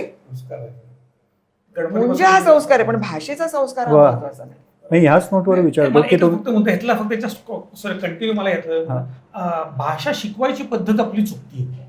कारण की आपण जी मातृभाषा ज्या पद्धतीने शिकतो, प्रथम तर मला मातृभाषेत शिक्षण व्हायला पाहिजे हे तर आवश्यकच आहे. जगभरातल्या ज्या शिक्षण व्यवस्था आहेत त्याच्यामध्ये जिथं जिथं मातृभाषेतनं लँग्वेज ऑफ इन्स्ट्रक्शन ही मातृभाषा आहे जिकडं, त्या ठिकाणचं मॅथमॅटिक्स चांगलं आहे, त्या ठिकाणचं सायन्स चांगलं आहे. To example, German, Japanese, why they are good in technologies? Because they have basic concepts are in their mother tongue. म्हणजे इनर्शिया ही फिजिक्सची कॉन्सेप्ट त्यांना त्यांच्या लोकल भाषेमध्ये कळते. कारण की मी जेव्हा इनर्शिया आमच्या 8वीपर्यंत मराठी शिकणारा, 7वीपर्यंत मराठी भाषेमध्ये मी शिकलो, 8वी नंतर आमचं सेमी इंग्लिश झालं. शाळेचा टिपिकल विद्यार्थी मी, आणि सगळं हुशार आमच्या ग्रुपमधले सगळे आम्ही ए तुकडीतले विद्यार्थी होतो. पण जेव्हा आम्ही भाषा बदलली ना, तेव्हा आम्हाला इनर्शिया हा शब्द आला फिजिक्समध्ये पहिल्यांदी. Inertia, tendency of a body to maintain it state of rest or of uniform motion is called inertia. अरे पण त्याचा अर्थच कळला नाही त्याच्यामध्ये. इनर्शिया म्हणजे झडवतो, पण झडवतो म्हणजे काय? तर हा त्यातला महत्वाचा पाठ. मला मुद्दा असा आहे की आपण ही जी दुसरी भाषा शिकवतो तीही चुकीच्या पद्धतीने शिकवतो. तिसरी भाषा तर चुकीच्या पद्धतीने शिकवणार आपण आता अध्ययनच धरूया आपण त्यामध्ये. पण याच्यामुळे आपण मराठी भाषेला मारतो असं नाही होऊ शकत त्यामध्ये ऍक्च्युली. तर मुद्दा माझा महत्वाचा प्रश्न विचारायचा असा आहे, जर आपल्याला जर कुठलीही भाषा करायची इन्क्लुडिंग इंग्लिश भाषा मराठीच्या बरोबर, ती तुम्हाला पहिले ती टीचिंग मेथड चेंज करावी लागेल, तरच तुम्हाला शिकवायला अर्थ आहे. अदरवाईज तुम्ही सगळ्यांना अजून मोठ्या प्रॉब्लेम मध्ये आणणार आहात. Please continue. याच नोटवर विचारायचं आहे की तुम्ही दोघांनी ठरवलं की तुमची मुलं मातृभाषेतून शिकतील, तर विशेषतः तो निर्णय ह्यासाठी मला क्रुशल वाटतो की ज्या वेळेला आजूबाजूचे अनेक पालक आपल्या मुलांना इंग्रजी माध्यमात त्यांची ॲडमिशन घेत होते, तर त्यावेळेला त्यामागे तुमचा विचार काय होता? आणि ज्या अनेकांनी तुम्हाला हे सांगण्याचा प्रयत्न केला असेल की हे कसं चुकीचं आहे वगैरे, तर त्यावेळेला तुमची उत्तर काय होती? आमच्या दोघांच्या बाबतीत असं झालं होतं, आता किती आपण मुद्द्यांवरती बोलणार आहोत, म्हणजे हा इतका व्हास्ट होणार आहे. होते ना जेवढा वेळ होता. आमच्या क्षेत्रामध्ये, अभिनयाच्या क्षेत्रामध्ये असं आहे की बायकांपेक्षा पुरुषांना पैसे चांगले देतात. आणि दोघंही आम्ही ह्याच क्षेत्रात असल्यामुळे मुलं झाल्यानंतर त्यांच्याबरोबर असताना कुणीतरी एकाने घरी राहणं हे आवश्यक होतं. आणि मग त्याच्यामध्ये ह्याला जास्त पैसे मिळणार, त्याच्यामुळे त्यांनी काम करावं आणि मी घरी राहावं, हा व्यवहार्य मुद्दा होता. त्याच्यामुळे कुठेतरी ते थोडंसं एकल पालकत्व होणार होतं. कारण ज्या पद्धतीने टेलिव्हिजन इंडस्ट्री चालते, तो एक भला मोठा राक्षस असतो ज्याचं कधीच पोट भरत नाही, त्याला किती खायला घातलं तरी. त्याच्यामुळे म्हणजे सुमित महिन्यातून 38 दिवस काम करतो असं मी म्हणेन. तर त्याच्यामुळे हे अशा पद्धतीचं वातावरण असल्यामुळे ती जबाबदारी माझ्यावरती असणार होती. आणि माझी एक थोडासा रोमॅन्टिसिझम होता याच्यामध्ये, की आपल्याला इतक्या ज्या कविता पाठ आहेत आणि इतकं जे भाषेचं सगळं संचित आहे, म्हणजे तुम्ही तुमच्या मुलांना जेव्हा देणार असता तेव्हा ते काय घरातले फक्त दागदागिने आणि ठेवणीतल्या साड्या नसतात किंवा प्रॉपर्टी नसते. तर ह्याही गोष्टी तुम्ही कुठेतरी त्यांना त्यांची समृद्धी म्हणून देणार असता, वारसा म्हणून देणार असता. तर मला असं वाटलं की मुलांना हे तर द्यायला पाहिजे आपण, तर त्यांना आणि मला ती भाषा जास्त समृद्ध करता येईल एकत्र, असा एक विचार होता. आणि दुसरी गोष्ट अशी होती की मराठी शाळेमध्ये मी स्वतः शिकलेली, माझे आई वडील मराठी माध्यमातले, त्याच्यामुळे मला असं वाटलं की जे इतर सर्व भाषांवरती प्रेम करता यायला लागलं, ते कुठेतरी त्या माझ्या माध्यमाची सुद्धा बरीच त्याचा हात होता. आणि मराठी शाळांमधलं वातावरण हे खरंच फार गोड असतं. तर त्या दृष्टिकोनातून मला असं वाटत होतं. पण सुमितच्या आईवडिलांना थोडंसं असं वाटलं होतं. म्हणजे सुमितच्या बाबतीतलं असं आहे, सुमितचा मोठा भाऊ हा त्याच्यापेक्षा 7 वर्षांनी मोठा आहे. तर तो बालमोहनमध्ये गेला, त्याला त्यांनी बालमोहनमध्ये टाकलं होतं. पण सुमित 7 वर्षांनंतर जेव्हा सुमित झाला तेव्हा त्यांना असं वाटलं की इतक्या दूर नको पाठवायला, जरा घराच्या जवळच असलेला बरा, म्हणून तो कर्नाटक चेंबूरमध्ये गेला. माझा जो दीर आहे तो मल्याळम बोलतो, तो तमिळ बोलतो, तो कन्नड बोलतो, तो गुजराती बोलतो, इंग्लिश बोलतो, मराठी बोलतो. आणि तो स्टार मध्ये काम करत असल्यामुळे ट्रॅव्हल टूर गाईड आहे, तर त्यामुळे तो 6 महिने युरोपमध्ये असल्यामुळे तो 6 महिने युरोपमध्ये आहे. त्याच्यामुळे तिकडच्याही काही भाषा त्याला अवगत आहेत. तो मराठी माध्यमात शिकलाय म्हणून ते शिकला कदाचित, हा ते कारण असेल. तर हे सगळं वातावरण बघितल्यानंतर मला असं वाटलं की माझ्या त्या विचाराला बळकट करण्यासारखं बरंच वातावरण आसपास होतं. आणि त्यामध्ये मग परत असं झालं की सासू सासऱ्यांना थोडासा तो निर्णय मान्य नव्हता. त्यांना असं वाटलं की जगभर असं चाललेलं आहे, बरं अशा वेळेला ना चीन महासत्ता आहे हा विषयच नको असतो. आता तर तो अजिबातच नको असतो, पण तेव्हा पण तो नको होता की अहो ते नाही ना इंग्लिश बोलत, पण ते आता इतक्या आहेत ना पुढे, तो मुद्दा नको असतो लोकांना. तर तसं थोडंसं झालं होतं. माझ्या सासूबाई तर इतक्या नाराज झाल्या होत्या की त्या कोशात गेल्या पूर्ण. त्यांना फारच भीती वाटायला लागली की काय आता ह्या नातवंडांचं होणार आपल्या असं. पण मग त्यावेळेला मी आईशी बोलले आणि तेव्हा काही गुगल बिगल आणि हे मोबाईल्स काही एवढे स्मार्ट नव्हते, माणसं होती, तर त्याच्यामुळे त्याचं एका बटनावरती हे मिळालं असं काही नव्हतं. तर आईनी मला काही पेपर्स दिले. ती सायकोलॉजिस्ट असल्यामुळे शिक्षणाच्या बद्दलचे वेगवेगळ्या लोकांची मतं आणि अशा गोष्टी तरी मला वाचायला पाठवल्या. आणि त्याच्या योगे मला असं वाटलं की ह्या माझ्या निर्णयाच्या मागे फक्त माझी भावना नाही, तर त्याला एक तात्विक, वैज्ञानिक, शास्त्रीय असाही आधार आहे.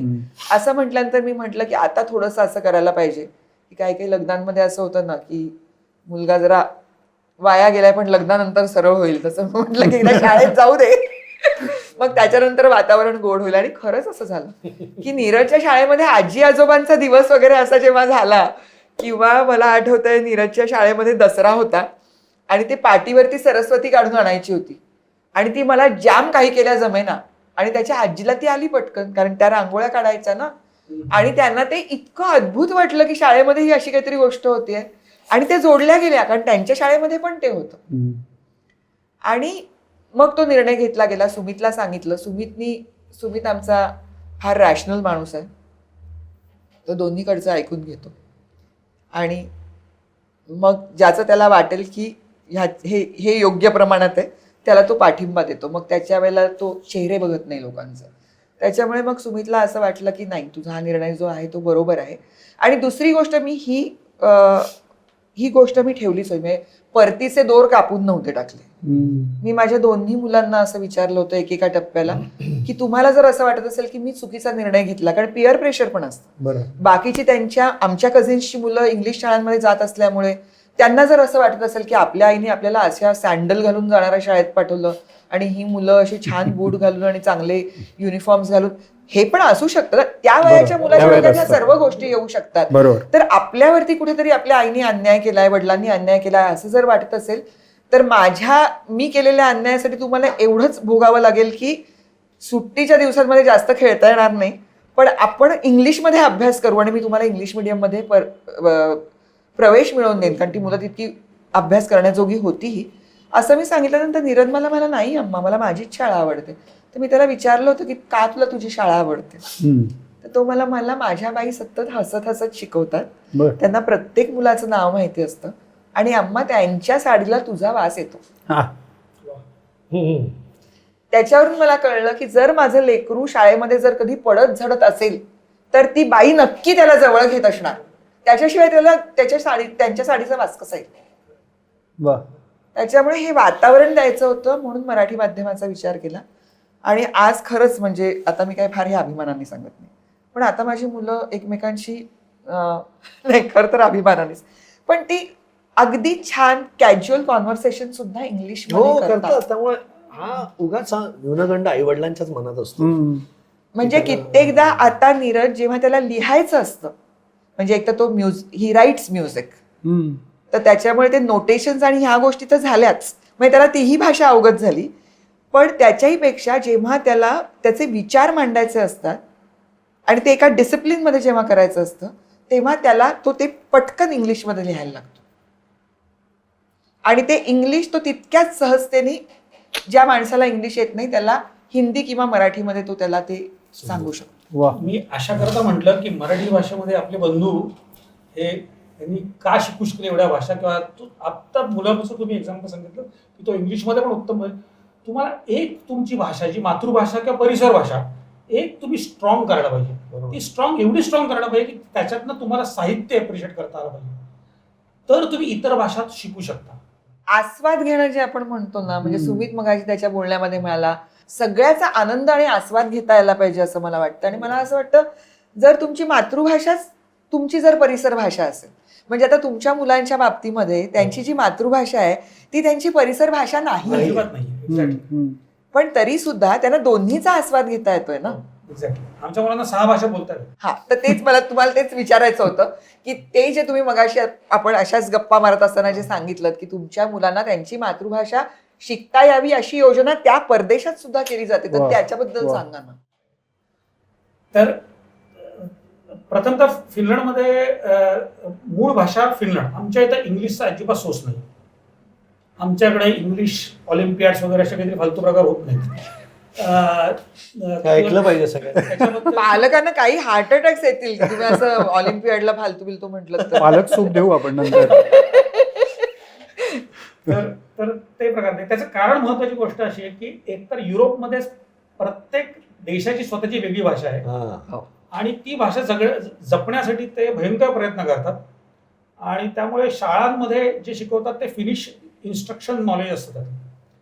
आता त्यामुळे फिनिश भाषा येणं आवश्यकच आहे सगळ्यांना, कारण की ती परिसर भाषा, सगळे मुलं एकत्र खेळतात ते फिनिश भाषेमध्ये शिकतात. पण महत्वाची गोष्ट म्हणजे एक लॉ तयार केलेला आहे. त्या लॉ मध्ये असं आहे की 3 विद्यार्थी त्यांची मातृभाषा जी कुठली असेल ते जर एका शहरात राहत असतील तर त्यांना त्या मातृभाषेत एक सब्जेक्ट शिकवणं हे गव्हर्नमेंटचं कर्तव्य आहे. वा. त्याच्याकरता शिक्षक नियुक्त करणं हे काम आहे. माझा मुलगा जेव्हा वयवर्ष 5 पूर्ण झाला आमच्या घरी जे लेटर आलं ते असं आलं की तुमचा मुलगा 2 वर्षांनी अजून 1.5 वर्षांनी अजून शाळेत जाणार आहे, पहिलीमध्ये. तुमची मातृभाषा मराठी आहे तर त्याला मराठी शिकवण्यासाठी आम्ही शिक्षिका नियुक्त करतोय. तिचा इंटरव्ह्यू कसा घ्यायचा आम्हाला माहिती नाहीये, तर तुम्ही इंटरव्ह्यू घ्यायचा की जेणेकरून तिला कळेल की whether she is a right candidate for you too. मला टाळ्याच वाजवावशा वाटतात आता. वाजवा. खरंच. कमाल. क्या बात आहे, क्या बात. तर म्हणून त्यांनी ते केलं आणि त्याकरता आम्हाला एक मराठी विषय आमच्या इथला मुलगा पहिलीपासून शिकतो. त्याला सगळे विषय मराठी शिकता येत नाहीत मातृभाषा असून सुद्धा, कारण की इट इज एक्सेप्शनल केस ना.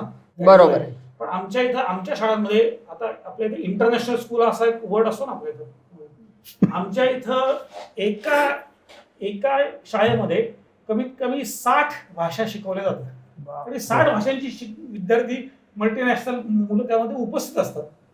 आणि ही गरज आहे त्यातली, कारण की मातृभाषेतून शिक्षण हा एक सायंटिफिक रिसर्च आहे आणि त्यामुळे तुम्ही कदाचित तो तुमच्या असलेल्या मातृभाषेच्या प्रेमातनं तुम्ही तो केला असेल, पण तुम्ही जे केलं ते सायंटिफिकली राईट केलं. वा वा. याच नोटवर आता विचारतो की हे सगळं ऐकल्यानंतर बरीच लोक अशी असतील की जे पुढे गेलेत आणि ज्यांनी आपल्या मुलांना आता इंग्रजी माध्यमात प्रवेश त्यांनी घेतला आहे. आता जर त्यांना असं वाटत असेल की परत यावं तर 2 पर्याय आहेत. एकतर त्यांनी मराठी माध्यमामध्ये त्यांनी घालणं किंवा दुसरा पर्याय तो म्हणजे इंग्रजी माध्यमच कायम ठेवून काहीतरी स्वतःमध्ये आणि त्या ओव्हरऑल त्या प्रोसेसमध्ये बदल करणं. तर मग अशी तुम्ही एक शब्द वापरलात, हार्ट अटॅक आला असेल. आता हार्ट अटॅक येऊन गेलाय समजा, पुढे त्यांनी काय करावं असं तुम्हाला वाटतं? की ज्यांनी ऑलरेडी त्या इंग्रजी माध्यमाकडे ते गेलेले आहेत, जे मराठी पालक आहेत, त्यांनी आता पुढे काय करावं? मग त्यांनाही काहीतरी मार्ग आपण दिला पाहिजे, एक्झिट. मला खूप असं वाटतं की आता ज्या त्यांनी असं म्हटलं ना इंटरनॅशनल स्कूल्स, महाराष्ट्रामध्ये मला वाटतं सगळ्यात मोठा धंदा आहे, व्यवसाय हा आहे, शिक्षण हा, की वेगवेगळ्या इंटरनॅशनल आणि आपलं जे स्टेटचं बोर्ड आहे ते सोडून इतर बोर्डांच्या शाळा काढणं हे इतकं मोठ्या प्रमाणावरती झालेलं आहे की तिथे अशा पाट्या आहेत की तुम्ही इंग्रजीशिवाय दुसऱ्या भाषेत बोलू नये. बरं. मला वाटतं पालकांनी ह्याला विरोध केला पाहिजे. आणि तुमची मुलं गुजराती असतील, तुमची मुलं मराठी असतील, तुमच्या मुलाचे मित्र, मुलीचे मित्र, मैत्रिणी हे इतर भाषक असतील तर शाळेच्या लोकांशी बोलून ज्या भारतीय भाषा आहेत त्या भाषांमधलं निदान कॉन्व्हर्सेशन आमच्या मुलांना शिकवा. मग त्यांना शिकू देत की वेगवेगळ्या भाषा, त्याचं गुणांकन होऊ नये, त्याच्यावरती मार्क दिले जाऊ नयेत. म्हणजे आत्ता सुद्धा 3री भाषा 6 वर्षाच्या मुलांना शिकवण्यामध्ये जे नकोसं वाटतंय ते ह्याच्यासाठी आहे की मातृभाषा सुद्धा अनिवार्य केलेली नाहीये आपण आपल्या राज्यांमध्ये, आपण ती करू शकलेलो नाही होत. तर मग आणखीन भाषा कुठल्या तरी आपण शिकवणार आणि त्यासुद्धा अत्यंत अशास्त्रीय पद्धतीने शिकवणार. तर हे असं होऊ नये, कारण भाषा शिक्षण ह्याच्याबद्दल एक वेगळ्या पद्धतीने विचार केला जायला पाहिजे, कारण त्याचा तुमच्या मुलाच्या व्यक्तिमत्व विकासाशी जितकं तुमचे आकडेमोड म्हणजे गणितात तुम्ही काय करता आणि तुम्ही स्पेलिंग्स कशी तयार करणार आहात ह्याच्यावरती जी तुम्हाला यशस्वीता वाटते ना, त्याच्यापेक्षा तो मुलगा किंवा मुलगी आयुष्यात बोलणार कसे आणि संबंध कसे बनवणार आहे. कारण ते संबंध बनवणं जे असतं त्याच्यामुळे अशी भाषाच आहे ना. हो, वा. संवाद हा इतका महत्वाचा आहे आणि संवादासाठी भाषेसारखं दुसरं टूल नाही. तर ती भाषा आमच्या मुलांना चांगली शिकवली जावी. मातृभाषेविषयी त्यांच्या मनामध्ये आदर ही पुढची गोष्ट आहे असं मला वाटतं. म्हणजे मी नेहमी असं म्हणते की मी देशभक्त आहे का मी देशप्रेमी आहे, तर मी देशप्रेमी आहे. माझ्या देशावरती माझं प्रेम आहे, भक्ती असण्यापेक्षा. कारण एकदा भक्ती म्हटलं की डोळे बंद करता तुम्ही आणि डोळसपणे बघत नाही. प्रेमामध्ये तुम्हाला आदरही वाटतो, आपुलकीही वाटते, पालकत्व वाटतं. कारण ते जतन संवर्धन करायची तुझी जबाबदारी असं तुला वाटत राहतं जेव्हा तुम्ही प्रेमामध्ये असता तेव्हा. भक्तीत तसं नसतं. भक्तीत तो प्रतिपाळ करणार आणि मी फक्त घेणार. तर त्याच्यामुळे मला असं वाटतं की हे भाषा प्रेम आमच्या मुलांमध्ये कसं रुजेल ह्याच्यासाठी तुम्ही काहीतरी योजना करा ज्याच्यातले आम्ही सुद्धा कार्यकर्ते असू. असं जर वातावरण निर्माण करता आलं पालकांना तर मला वाटतं खूप बरं होईल.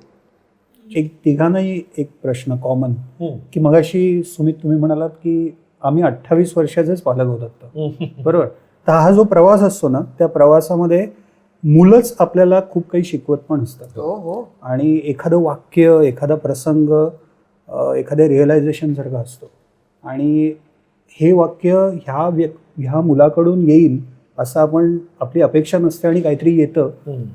तर असे काही तुमच्या आयुष्यातले असे काही प्रसंग सांगता येतील तुम्हाला? एक माझ्या आयुष्यातला एक छोटासा आत्ता मला बोलता बोलता आठवला पटकन की एकदा माझा मुलगा अमृत आमचा तो एक 4 वर्षाचा होता आणि दीनानाथमध्ये आपले कार्यक्रम असतात. आमचा मित्र विनीत गोरे त्याचा कार्यक्रम होता आणि आम्ही बॅकस्टेजला होतो आणि त्या विंगमध्ये आम्ही बसलेलो आणि अमृत असा बसलेला, मी बाजूला उभा होता. तिकडे काहीतरी कार्यक्रम होता. तर मी त्या कानात फक्त एवढंच विचारलं की अमृत तुला कधीतरी जायला आवडेल इकडे स्टेजवर? तेव्हा तो असा स्टेजकडे बघत म्हणाला की मला मंगळावर जायला आवडेल, असं एकदम तो म्हणाला. आता हे त्याच्याकडून मला अपेक्षित नव्हतं हे उत्तर. तो आयदर हो किंवा नाही असं अपेक्षित होतं.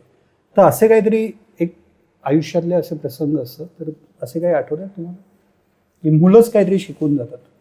नाही, ते तर सतत काही ना काहीतरी तुम्हाला साक्षात्कार घडून देत असतात. आमच्या स्क्रिप्टच्या बाबतीत असं बऱ्याचदा होतं की एखादा प्रोजेक्ट करायचा आहे किंवा नाही करायचं आहे, आधी आम्ही दोघेच डिस्कस करायचो की असं प्रोजेक्ट आलं. पण आता झालं असं ना की मला त्यांचं पॉइंट ऑफ व्ह्यू काय आहे ते ऐकून घेण्यात फार इंटरेस्ट. कारण आपण बऱ्याचदा ना ऑब्जेक्टिव्हिटी निघून जाते.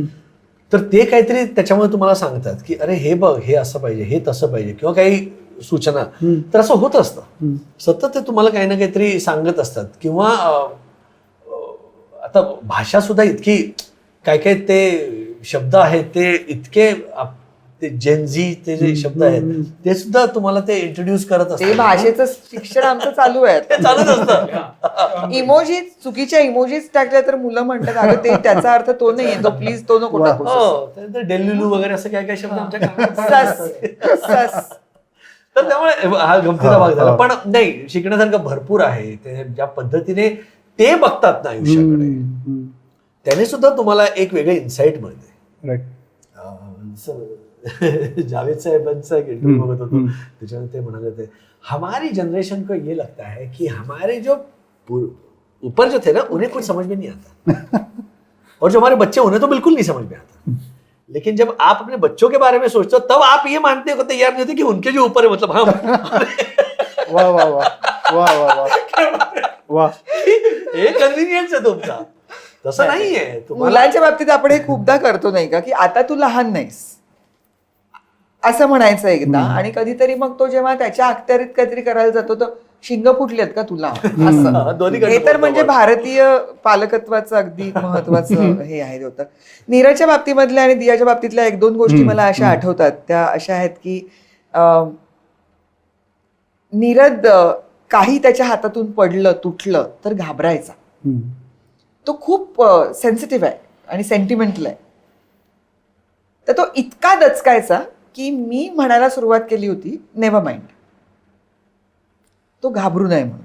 हे पटकन माझ्या तोंडातून यायचं की नेव्हर माइंड, ठीक आहे, काचेची गोष्ट आहे, ती पडली तर फुटली किंवा ते तुटलं, ठीक आहे ठीक आहे, आपण काळजी घ्यायला पाहिजे, पण ते तुटलं असं.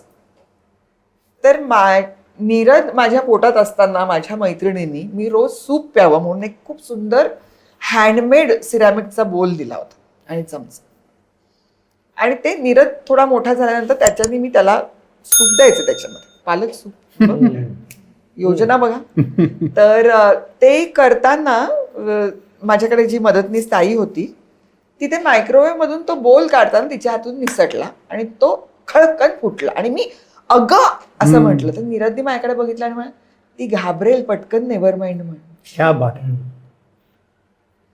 मला आत्ता पण काटा येतो अंगावरती. आणि मी तिला पटकन म्हटलं सुरेखा नेव्हर माइंड. तर ती माझ्याकडे बघायला लागली. म्हटलं काही हरकत नाही, काचेची वस्तू जर पडली तर ती फुटते. तर माझ्या लेकानी मला सांगितलं की you cannot have double standards. वा. जर तू तुझ्या मुलाला जर म्हणणार आहेस नेव्हर माइंड आणि तू मला परवानगी देणार आहेस काचेची वस्तू माझ्या हातातून पडली तर फुटायची, तर ती तिला पण पाहिजे. क्या बात, क्या बात. किंवा आता आम्ही ह्या आंदोलनात एकत्र होतो, मी आणि सुमित ह्या तिसरी भाषा सक्तीच्या विरोधात. ते त्यांना पटलं, कारण 25 आणि 28 वर्षाच्या मुलाला मी इथे जातोय चल माझ्या बरोबर असं तुम्ही ना सत्यनारायणाच्या पूजाला त्यांना घेऊ जाऊ शकता ना आंदोलनाला घेऊ जाऊ शकता. पण ते पटून आपण हा वेळ दिला पाहिजे, हे कळणं, त्यांनी तिथे येणं. मला असं वाटतं की आणखीन काय असतं मुलांनी यशस्वी होणं किंवा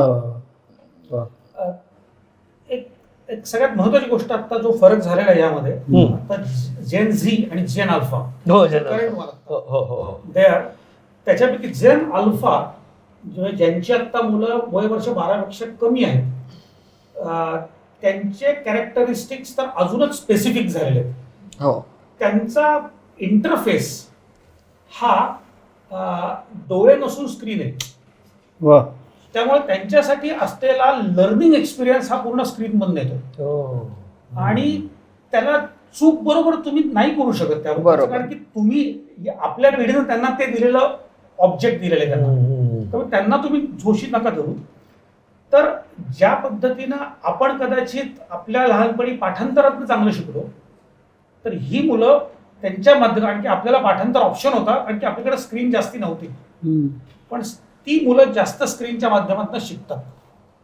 they learn through YouTube shorts much better than anything else. माझा मुलगा, आम्ही त्याला कधी बुद्धिबळ शिकवलं नाही, त्याला बुद्धिबळच्या क्लासला घातलं नाही लहान मुलाला, आणि तो बुद्धिबळ उत्तम शिकतो, त्याचा रँकिंग आहे, he is in the ranking. पण तो सगळं युट्यूब वरून शिकला पूर्णपणे. बरोबर. आणि he is not an exception. मला म्हणतो तो ऍव्हरेज मुलगा आहे, माझा मुलगा ऍव्हरेज मुलगा आहे. त्याच्या वर्गातली बाकीची मुलं त्यांचे स्किल्स हे युट्यूब शॉर्ट्स वरून शिकतात. हे आपल्या शिक्षकांना आणि आपल्या पालकांना जेव्हा कळेल ना, तेव्हा त्या स्क्रीनचा उपयोग योग्य पद्धतीने करतील आणि त्यांना कळेल की लर्निंग हॅपन्स थ्रू स्किल. मला आता एकदम जरा थोडासा अकॅडमिक पण मुद्दा आहे आणि गंमतशीर पण आहे म्हणून सांगते की मी जेव्हा शाळेत होते आणि मी सांगितलं की वक्तृत्व स्पर्धा आणि वादविवाद स्पर्धा ह्यांच्यामध्ये मी भाग घ्यायचे, तर मी जरा आगाऊ तर होतेच, अजूनही आहे. तर तेव्हा असं हा नेहमी विषय असायचा की दूरदर्शन शाप की वरदान. त्यावेळेला केवढासा तो स्क्रीन टाइम असेल आपला. संध्याकाळी 5-5:30 टीव्ही सुरू व्हायचा, 10:40 मुंग्या मुंग्या मुंग्या. म्हणजे तेवढाच आपण स्क्रीन टाइम आपण होता, तेव्हा सुद्धा हे होतं. आणि मग माझा एक मित्र होता जो आता म्हणजे त्याच्यानंतर तो IAS वगैरे झाला. तो माझ्या आईकडे येऊन की मी बाजूनी बोलणार आहे आणि चिन्मयी विरोधात बोलणार आहे, आणि त्याचं म्हणणं होतं की ते ज्ञान देणारी गोष्ट आहे, त्याच्यावरती लिमिटेड चांगलीच आहे, आणि दूरदर्शनमुळे कशा पद्धतीचं ची करमणूक होते आणि मनोरंजनाच्या बरोबर शिक्षणही होतं, असा त्याचा मुद्दा होता. आणि मी ना आईच्या पुस्तकात आगाऊपणाची सायकोलॉजीची पुस्तकं वाचायचं आणि जी मराठीतली होती त्याच्यामध्ये असं होतं की अनुषंगिक अध्ययन हे जे आहे स्क्रीनमधून जे तुम्ही शिकता ते अनुषंगिक अध्ययन आहे, त्याच्या बरोबरीने शिक्षण आहे. तर अनुषंगिक अध्ययन हे चिरकाळ टिकत नाही, आणि जे तुम्ही थ्रू द लर्निंग प्रोसेस जे शिकवण्यासाठी शिकवलेलं आहे ते तुमच्या बरोबर जास्त काळ राहतं. अशा पद्धतीचा त्याच्यात काहीतरी मुद्दा होता. तर आता कसं आहे, जसा काळ बदलतो तशा गोष्टी बदलणार. त्यावेळेला असं नव्हतं ना शिक्षण, त्यावेळेला कुठला स्किल सेट किंवा एखादी गोष्ट पर्टिक्युलरली एक मुद्दा घेऊन एक शिक्षण त्या चॅनलवरती मिळतंय, अशा पद्धतीचं शिक्षण नव्हतं. सगळ्या गोष्टी एकत्र होत्या. हम्म. तर त्याच्यामुळे त्यावेळेला तो मुद्दा बरोबर होता, तो आत्ता गैरलागू आहे. वा. त्याच्यामुळे असं काहीच नाहीये की दिस इज द सेट, आदर्श पालकत्व हे आहे, हे तुम्ही असं केलं की तुम्ही आदर्श पालक होणार आहात, असं कुठलाच सेट कुठल्याच काळात असू शकत नाही. वा. आणि त्यामुळे सेम दूरदर्शन शापकी वर्धन, इंटरनेट शापकी वर्धन हे आपण हो. सगळे अगदी, केलं. अगदी. त्यामुळे म्हणून आता AI शापकी वर्धन याच्याकरता पण कारण मी लहानपणी कॉलेजमध्ये असताना की वाद असायचा की लव्ह मॅरेज करावं का अरेंज मॅरेज. हा. त्याच्यात वाद असायला नको, झालं तर लव्ह नाही तर अरेंज करावं लागणार. क्या बात आहे, क्या बात आहे. शाप की वरदान स्टेज द सेम, फक्त इकडचं बदलत राहतंय. वा वा वा वा वा हा, अरेंज वा. To love. वा वा वा. एक प्रश्न तुमच्याकडे, की एक असतं ते म्हणजे शाळेत शिकणं आणि एक असतं ते सतत शिकत राहणं. आता हे जे लर्निंग टू लर्न हा जो एक भाग आहे ना, तर त्याबद्दल थोडंसं सांगा ना, की हे मुलांपर्यंत कसं पोचवायचं, की हे जेव्हा तुमचं फॉर्मल शिक्षण संपेल त्यानंतर सुद्धा कसं शिकत राहायचं, हे कसं पोहोचलं पाहिजे त्यांच्यापर्यंत. लर्निंग टू लर्न शिकवणं ही प्रोसेस ही शाळेची जबाबदारी आहे की जेणेकरून ती लाईफ लॉंग लर्निंग मध्ये कन्वर्ट होईल. हम्म. म्हणजे ज्या शिक्षकांना, आता हे मी तुम्हाला पालकांची पण ही जबाबदारी आहे, म्हणजे जर काही या अख्ख्या पालक सुखबंध जर माणसाला करायचं असेल तर आपण आपल्या मुलांना शिकवायची आवड लावणे हे जर वा. शाळा करत नसतील तर ते पालकांनी करणं हे ऑप्शन. तुम्ही त्यांना क्लासेस नका लावू, हम्म. कारण की क्लासेस लावून तुम्ही त्याला शिकवायची आवड परत मारताय त्याच्यातली. हम्म. It is counter productive. पैसे पण भरताय तुम्ही, त्याचा वेळ पण वाया जातोय आणि rather you are taking it in to counterproductive. तर त्याच्याकरता म्हणून त्याला मल्टिपल वेज म्हणत त्याच्या आवडीच्या माध्यमातून त्याला शिकता कसं येईल हे पहिल्यांदा आपण जोखायचा प्रयत्न करा. त्यामुळे हे जर शिक्षक करत नसतील तर ते पालकांनी करावं. एक्झाम्पल, सगळ्यात लहान मुलांना वय वर्ष 15 पर्यंतच्या मुलांना गेम्स खेळायला भरपूर आवडतात. आज मितीला तुम्हाला ऑनलाईन प्लस तुम्ही आमच्या वेबसाईटवर जावा, you will find 125 games to learn mathematical concept with volleyball, basketball, kabaddi, kho kho, तळ्यात मळ्यात, याच्या माध्यमात तुम्ही समसंख्या आणि विषमसंख्या, living organism, non living organisms, so या माध्यमातून तुम्ही त्यांची गोडी निर्माण करू शकता. आणि एकदा ती गोडी निर्माण झाली की मग त्यानंतर तुम्हाला शिकवावं लागत नाही. So that's the process of first learning to learn. तर अशा पद्धतीची टीचिंग मेथड्स तयार करणं हे NEPची रिक्वायरमेंट आहे. काय हे नॅशनल एज्युकेशन पॉलिसीने सांगितलेलं आहे. आपल्या BEd मध्ये ते कधी होईल आणि त्या माध्यमातून ते आपल्या शाळांपर्यंत कधी येईल हा एक मोठा प्रवास आहे. पण तो करायला सुरुवात केली असं आपण बाबडा आत्मविश्वास ठेवूया. टीचिंग टू टीच. वा. टीचिंग वा वा वा. त्याच्यानंतर लर्निंग टू लर्न होईल बहुतेक मला वाटतंय. वा. ही त्याच्यातनं आपण पहिली सुरुवात त्यातलं. आणि त्याचा पुढचा पार्ट त्याचा असा असतो की जेव्हा लाईफ लॉंग लर्निंगसाठी एक महत्वाची बेसिक रिक्वायरमेंट असायला पाहिजे, you always learn in the subject you have passion. Unfortunately we don't know how to find the passion. तर ह्याच्याकरता म्हणून आवश्यक आहे की शाळेची परत जबाबदारी आहे की तुम्हाला तुमचे फक्त कॅपेबिलिटी शोधणं ही शाळेची गरज नाही आहे. शाळेला तुमचा इंटरेस्ट आणि पॅशन शोधणं आणि तो कशा पद्धतीने शोधायचा ह्याकरता मदत करणं, याच्याकरता आम्ही गायडन्स काउन्सिलिंग करतो. गायडन्स काउन्सिलिंग हा आमच्या असलेल्या करिक्युलम मधला प्रत्येक आठवड्यातला 1 तास सब्जेक्ट आहे. हा खूप सायंटिफिक सब्जेक्ट आहे. त्याच्यामध्ये कारण की आपण कुठलेही करिअर 4 गोष्टींवरती निवडतो. पहिलं कॅपेबिलिटी, दुसरी अपॉर्च्युनिटी, म्हणजे कॅपेबिलिटी माझी चांगली असते पण त्यापेक्षा IT मध्ये फील्ड आहे, मी जरी माझी कॅपेबिलिटी मॅथमॅटिक्समध्ये असली तरी I go to opportunity for IT. तिसरा महत्त्वाचा पार्ट ऑफ सोशल कन्स्ट्रक्ट, की माझ्या आसपास असलेल्या समाजामध्ये माझे प्रॉब्लेम्स काय काय आहेत. एक तर म्हणजे माझ्याकडे ॲग्रिकल्चर शेत आहे घरी, तर मी माझ्या शहराच्या बाहेर जाऊ शकत नाही किंवा माझ्या गावाच्या बाहेर जाऊ शकत नाही. पण चौथा महत्त्वाचा पार्ट असतो की you choose your career based on interest or passion. Most of the ठिकाणी पहिल्या 3 गोष्टींवरती आपण करिअर निवडतो. आमच्या शाळांमध्ये आम्ही सांगतो की you decide your career on interest or passion. जेव्हा तुम्ही ते करिअर निवडता, that passion will help you to learn for life long. क्या बात आहे. That is very true. क्या बात आहे, क्या बात आहे.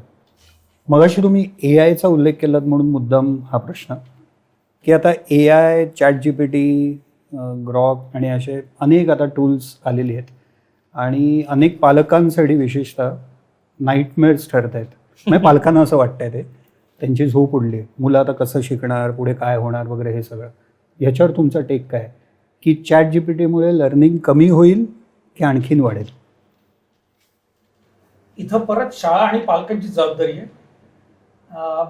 ChatGPT वापरतायत मुलं हे पहिलं ॲक्सेप्ट करायला पाहिजे. बरेचसे कॉलेजेस शाळा त्या ॲक्सेप्ट करत नाहीयेत आणि तिथे तुझं डोळे मिटुनी जात मांजराची मनी चोरट्याच्या कार्य भीती सांगण्याची अशा पद्धतीनं विद्यार्थी कॉलेज लेवलमध्ये असाइनमेंट सबमिट करतायत युजिंग ChatGPT आणि शिक्षक ते भाबडेपणाने आयदर ॲक्सेप्ट करतात किंवा त्यांना काम करायचं नाही म्हणून त्या ओके लेट्स कंटिन्यू ही आत्ताची करंट फॅक्ट आहे. आणि ह्याच्यामुळे नुकसान होणार ते कळतं. ह्याच्यामध्ये कोणी त्याकरता शास्त्रज्ञ किंवा त्याकरता एज्युकेशनिस्ट नको आहे. But the fact of the matter की AI is going to be there आणि ते असणं हे आपल्या उन्नतीसाठी आहे. पण ते कुठल्या गोष्टीसाठी आहे तर आत्ता म्हणून मी एक वाक्य नेहमी वापरतो, आत्ता मानव जात ही मशीनचं काम करण्यासाठी जन्माला आली आहे. आत्ताची मानवजात with AI human will become more human.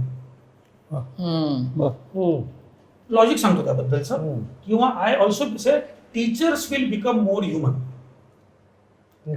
कारण असं आहे की आत्ता आपण there is a something called Bloom's taxonomy education सेक्टरमध्ये म्हणतात की तुम्ही शिकता कसं तर तुम्ही पहिले ती understanding remembering the facts, then go to understanding, then go to analysis, then go to application, then go to creativity.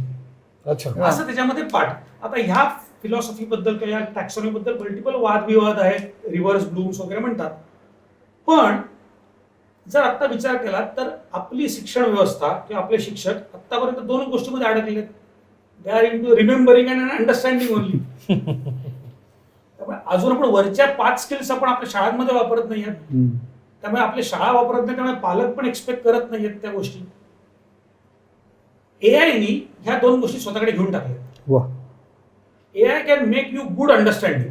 Simple साध्या गोष्टीमध्ये करत आहे. त्यामुळे तुम्ही शिकवण्यासाठी आणि नवीन नवीन गोष्टी शिकण्यासाठी AIचा वापर करा आणि अंडरस्टँडिंग आणि रिमेंबरिंगसाठी त्याचा वापर करा.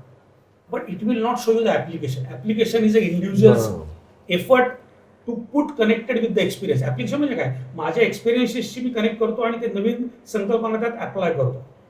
त्याचप्रमाणे क्रिएटिव्हिटी तर हे पुढचाच पार्ट झाला. त्यामध्ये क्रिएटिव्हिटीमध्ये तर AIचा उपयोग लास्ट होणार आहे सगळ्यात. इट कॅन सप्लिमेंट इट, पण क्रिएशन स्वतःलाच करावं लागेल. तुला अभिनय स्वतःलाच तुम्हाला करावं त्याच्यामध्ये. त्यामुळे AI can supplement the things but creativity comes at the top. शाळांमध्ये आपण क्रिएटिव्हिटी शिकवतो का, ते जोपर्यंत शिकवणार नाही तोपर्यंत we are competing with the machines. आणि जेवढ्या शाळा अजूनही आपण मार्कांच्या माध्यमातून लागून किंवा आपण त्या कॉपी पेस्ट मेकॅनिझम मधून करून जेवढ्या करतील तेव्हा आपण AI बद्दल चर्चा करू आणि we will go behind the machines. आत्ता परिस्थिती आत्ता अशी आहे की शाळांमध्ये सगळ्या गोष्टी AI बेस्ड चाललेल्या आहेत, सगळ्या ChatGPT वापरून करता आहेत. पालकांची जबाबदारी काय असायला पाहिजे तर पालकांनी शाळेला विचारलं पाहिजे आपल्या शाळेची AI स्ट्रॅटेजी काय आहे, त्याचे नियम काय आहेत, तुमचे तयार आहेत का. आणि ते तयार असतील तर मी माझ्या पाल्याला या शाळेमध्ये घालीन पुढच्या वर्षी, अदरवाईज घालणार नाही. आपण जेव्हा शाळेत होतो तेव्हा नवनीतची उत्तरं सगळ्यांची सारखी असायची, गाईड वापरणारी मुलं. आणि ते वर्गच होते आपले असे की गाईड वापरणारी मुलं आणि गाईड न वापरून चांगलं लिहिणारी मुलं, निबंधाच्या पुस्तकांमधले निबंध लिहिणारे आणि स्वतःच्या इमॅजिनेशननी निबंध लिहिणारे, यांच्यामध्ये कल्चर म्हणजे तो एक हे होताच, फरक होताच. त्याच्यामुळे मला असं वाटतं तर्क, तारतम्य किंवा ह्या ज्या गोष्टी आहेत त्या गोष्टी आउट ऑफ फॅशन कधी जातील असं मला वाटत नाही. त्या असणारच. किंवा आता जरी आपण ChatGPT जरी म्हणत असू तरी ते ChatGPT शोधून काढणारे कोणच, म्हणजे त्याच्यामध्ये सुद्धा काहीतरी क्रिएटिव्हिटी आहेच ना शेवटी. तर त्याच्यावर मला असं वाटतं की जो पहिला भर असतो ना तो जरा मला वाटतं धोक्याचा असतो किंवा त्याच्यात कळत नाही. म्हणजे जसं आमच्या OTT वरती जर तुम्ही बघितलं की आता OTT वरती सेन्सॉरशिप नाही असं म्हटल्यानंतर तुम्हाला दिसेल की कित्येक ज्या मालिका आणि ज्या सगळ्या गोष्टी त्याच्यावरती तयार झाल्या त्याच्यामध्ये भरपूर शिव्या आणि न्यूडिटी यांचं एक पेव फुटलं पहिल्यांदा. पण त्याच्यानंतर एकदा ते वाहून गेल्यानंतर ओसरतो तो जोर आणि त्याच्यानंतर जे काही चांगलं आहे आणि असं आहे त्याही गोष्टी ज्या जास्त ऑर्गॅनिक आहेत त्या आल्या. आता झालंय काय की क्रिएटिव्ह फील्डमध्ये ना ChatGPTचा उपयोग आहेच. त्यामुळे त्या टूलचा कसा वापर करायचा आणि कितपत वापर करायचा हे फार महत्वाचं आहे. हे जाणून घेणं फार पण मला महत्त्वाचं आहे. परत असं वाटतं सुमित की ज्याला ते कसं वापरायचं हे कळेल त्याचं ते वापरणं हे वेगळंच असेल. करेक्ट. त्याच्यामध्ये काही सबस्टन्स आहे की नाही हे ठरवणं हे शेवटी मला वाटतं Human आहे. हा म्हणजे तिथे परत मला वाटतं की शिक्षण आणि संस्कार यांचाच संबंध येईल. मी जे म्हणतो त्यातलं की विथ AI जोपर्यंत तुम्ही upper level skills high order thinking skills जोपर्यंत तुम्ही शाळांमध्ये इम्प्लिमेंट करणार नाही तोपर्यंत शाळेमध्ये AIचा शिरकाव करू नका. अच्छा. आणि जर तो होत असेल तर तो थांबण्यासाठी काय प्रयत्न करायचा असेल, स्ट्रॅटेजी कशी तयार करायची याचा अभ्यास करावा आणि मग त्यानंतर विचार करावा. बट ते थांबणार नाही माहिती आहे म्हणून पहिल्यापासून प्लॅनिंग करू. बरोबर. नाही रंब तुम्ही मगाशी ते जे तुम्ही सांगितलं ना की अंडरस्टँडिंग आणि ह्याच्यावरतीच आकलन आणि ह्याच्यावरतीच आपलं थांबतं, तर ते मला ते लिहून घ्यायचे त्या 5 गोष्टी ज्या तुम्ही सांगितल्यात त्या.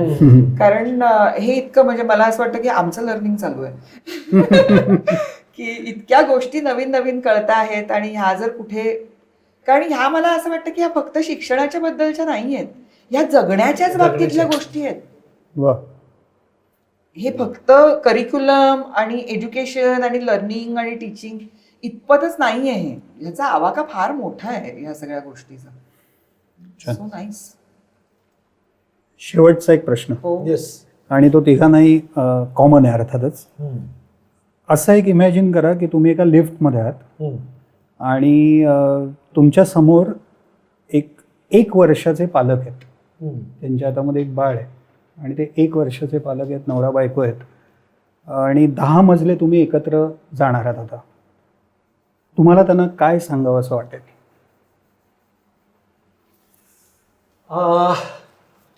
विचार करा.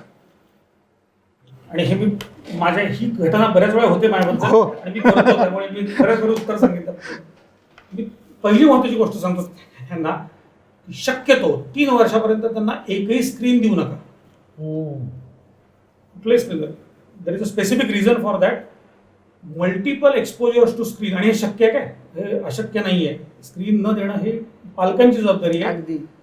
जोपर्यंत जेव्हा तुम्ही स्क्रीन देता तेव्हा त्या मुलाचं त्या ब्रेन ॲक्च्युएशन एवढं होतं, त्याला ब्रेनवरती एवढे त्या multiple images 1000s of frames per second त्याच्या ह्याच्यावर येतात.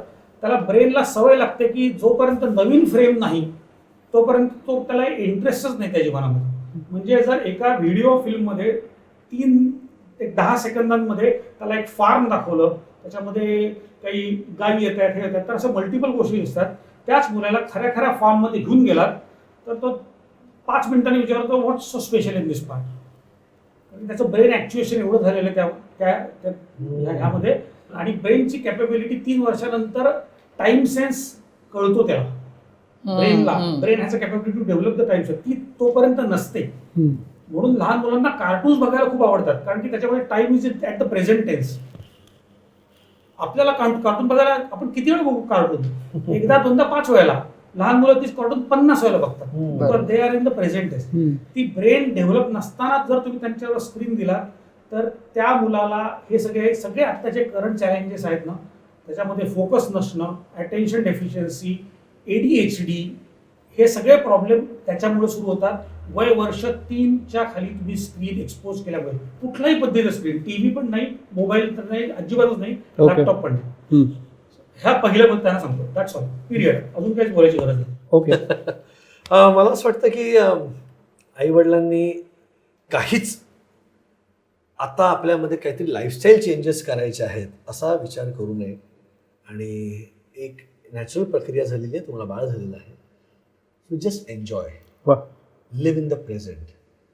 पुढे मला हे करायचं आहे आणि मग पुढचे जे 10 मजले आहेत ही जवळजवळ 10 वर्ष असल्यासारखी मला प्रत्येक मजल्यावर काहीतरी वेगळं करायचं आहे त्याच्यासाठी. हे नका करू. Just live in the present and teach the child also to live in the present. वा. मला तर लाज वाटते या दोघांच्या उत्तरानंतर मी जे सांगणार आहे त्याचे. पण नाही वाटत आहे, अभिमानी वाटतोय. मी फार टोकाची बाई झाली आहे सध्या मराठी माध्यमाच्या शाळांचा प्रसार करताना. त्याच्यामुळे मी माझ्या एका मित्राच्या यंग मित्राच्या लग्नाला जेव्हा गेले होते तेव्हा त्यांनी असं ठरवलं होतं की आम्हाला काही देऊ नका, म्हणजे काही गिफ्ट्स नकोत, पण तुम्हाला आम्हाला जर काही द्यायचंच असेल तर आम्ही पत्राची पेटी ठेवली आहे बाहेर आणि तिथे काही पोस्टकार्ड ठेवलेत, तर तुम्ही आम्हाला काहीतरी एक प्रेमाचा संदेश द्या. तर त्याच्यावरती मी असं लिहिलं होतं.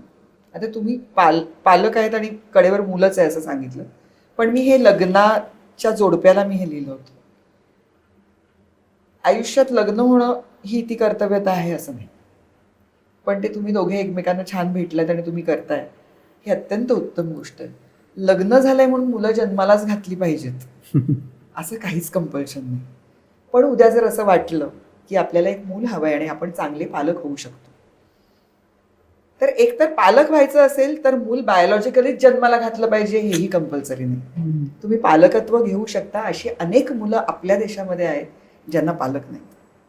तर ॲडॉप्टेड असेल किंवा बायोलॉजिकल असेल असं मूल जर तुमच्या घरात वाढणार असेल तर तुम्ही ज्या राज्यात राहताय आणि जी तुमची मातृभाषा आहे त्याच भाषेचं माध्यम मुलासाठी निवडा.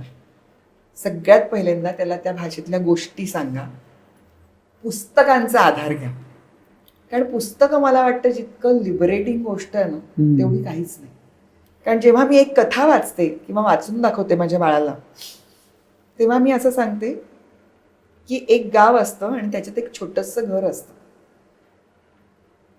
तर ते गाव कसं असतं, त्याचा चेहरा मोहरा कसा असतो, तो आईच्या डोक्यात वेगळा असतो आणि ते बाळ इमॅजिन वेगळंच करणार असतं. त्याच्यामुळे हे दालन मुलांसाठी उघडं करा.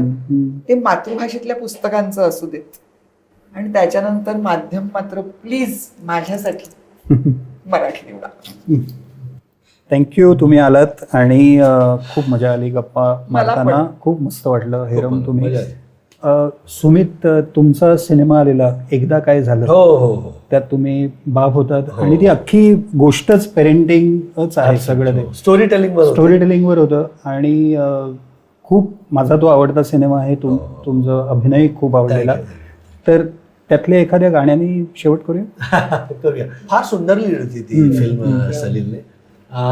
तर त्याच्यामध्ये ते खूप खूप सुंदर गाणं होतं जे रे क्षणा थांबना म्हणून.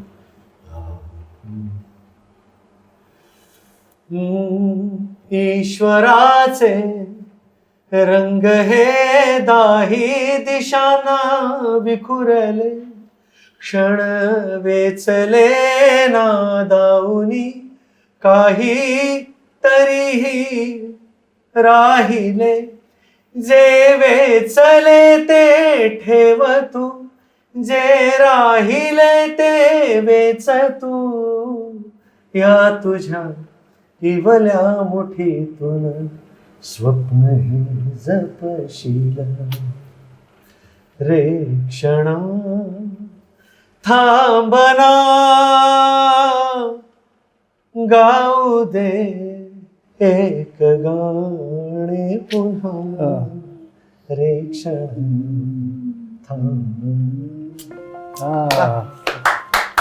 Nice, very nice.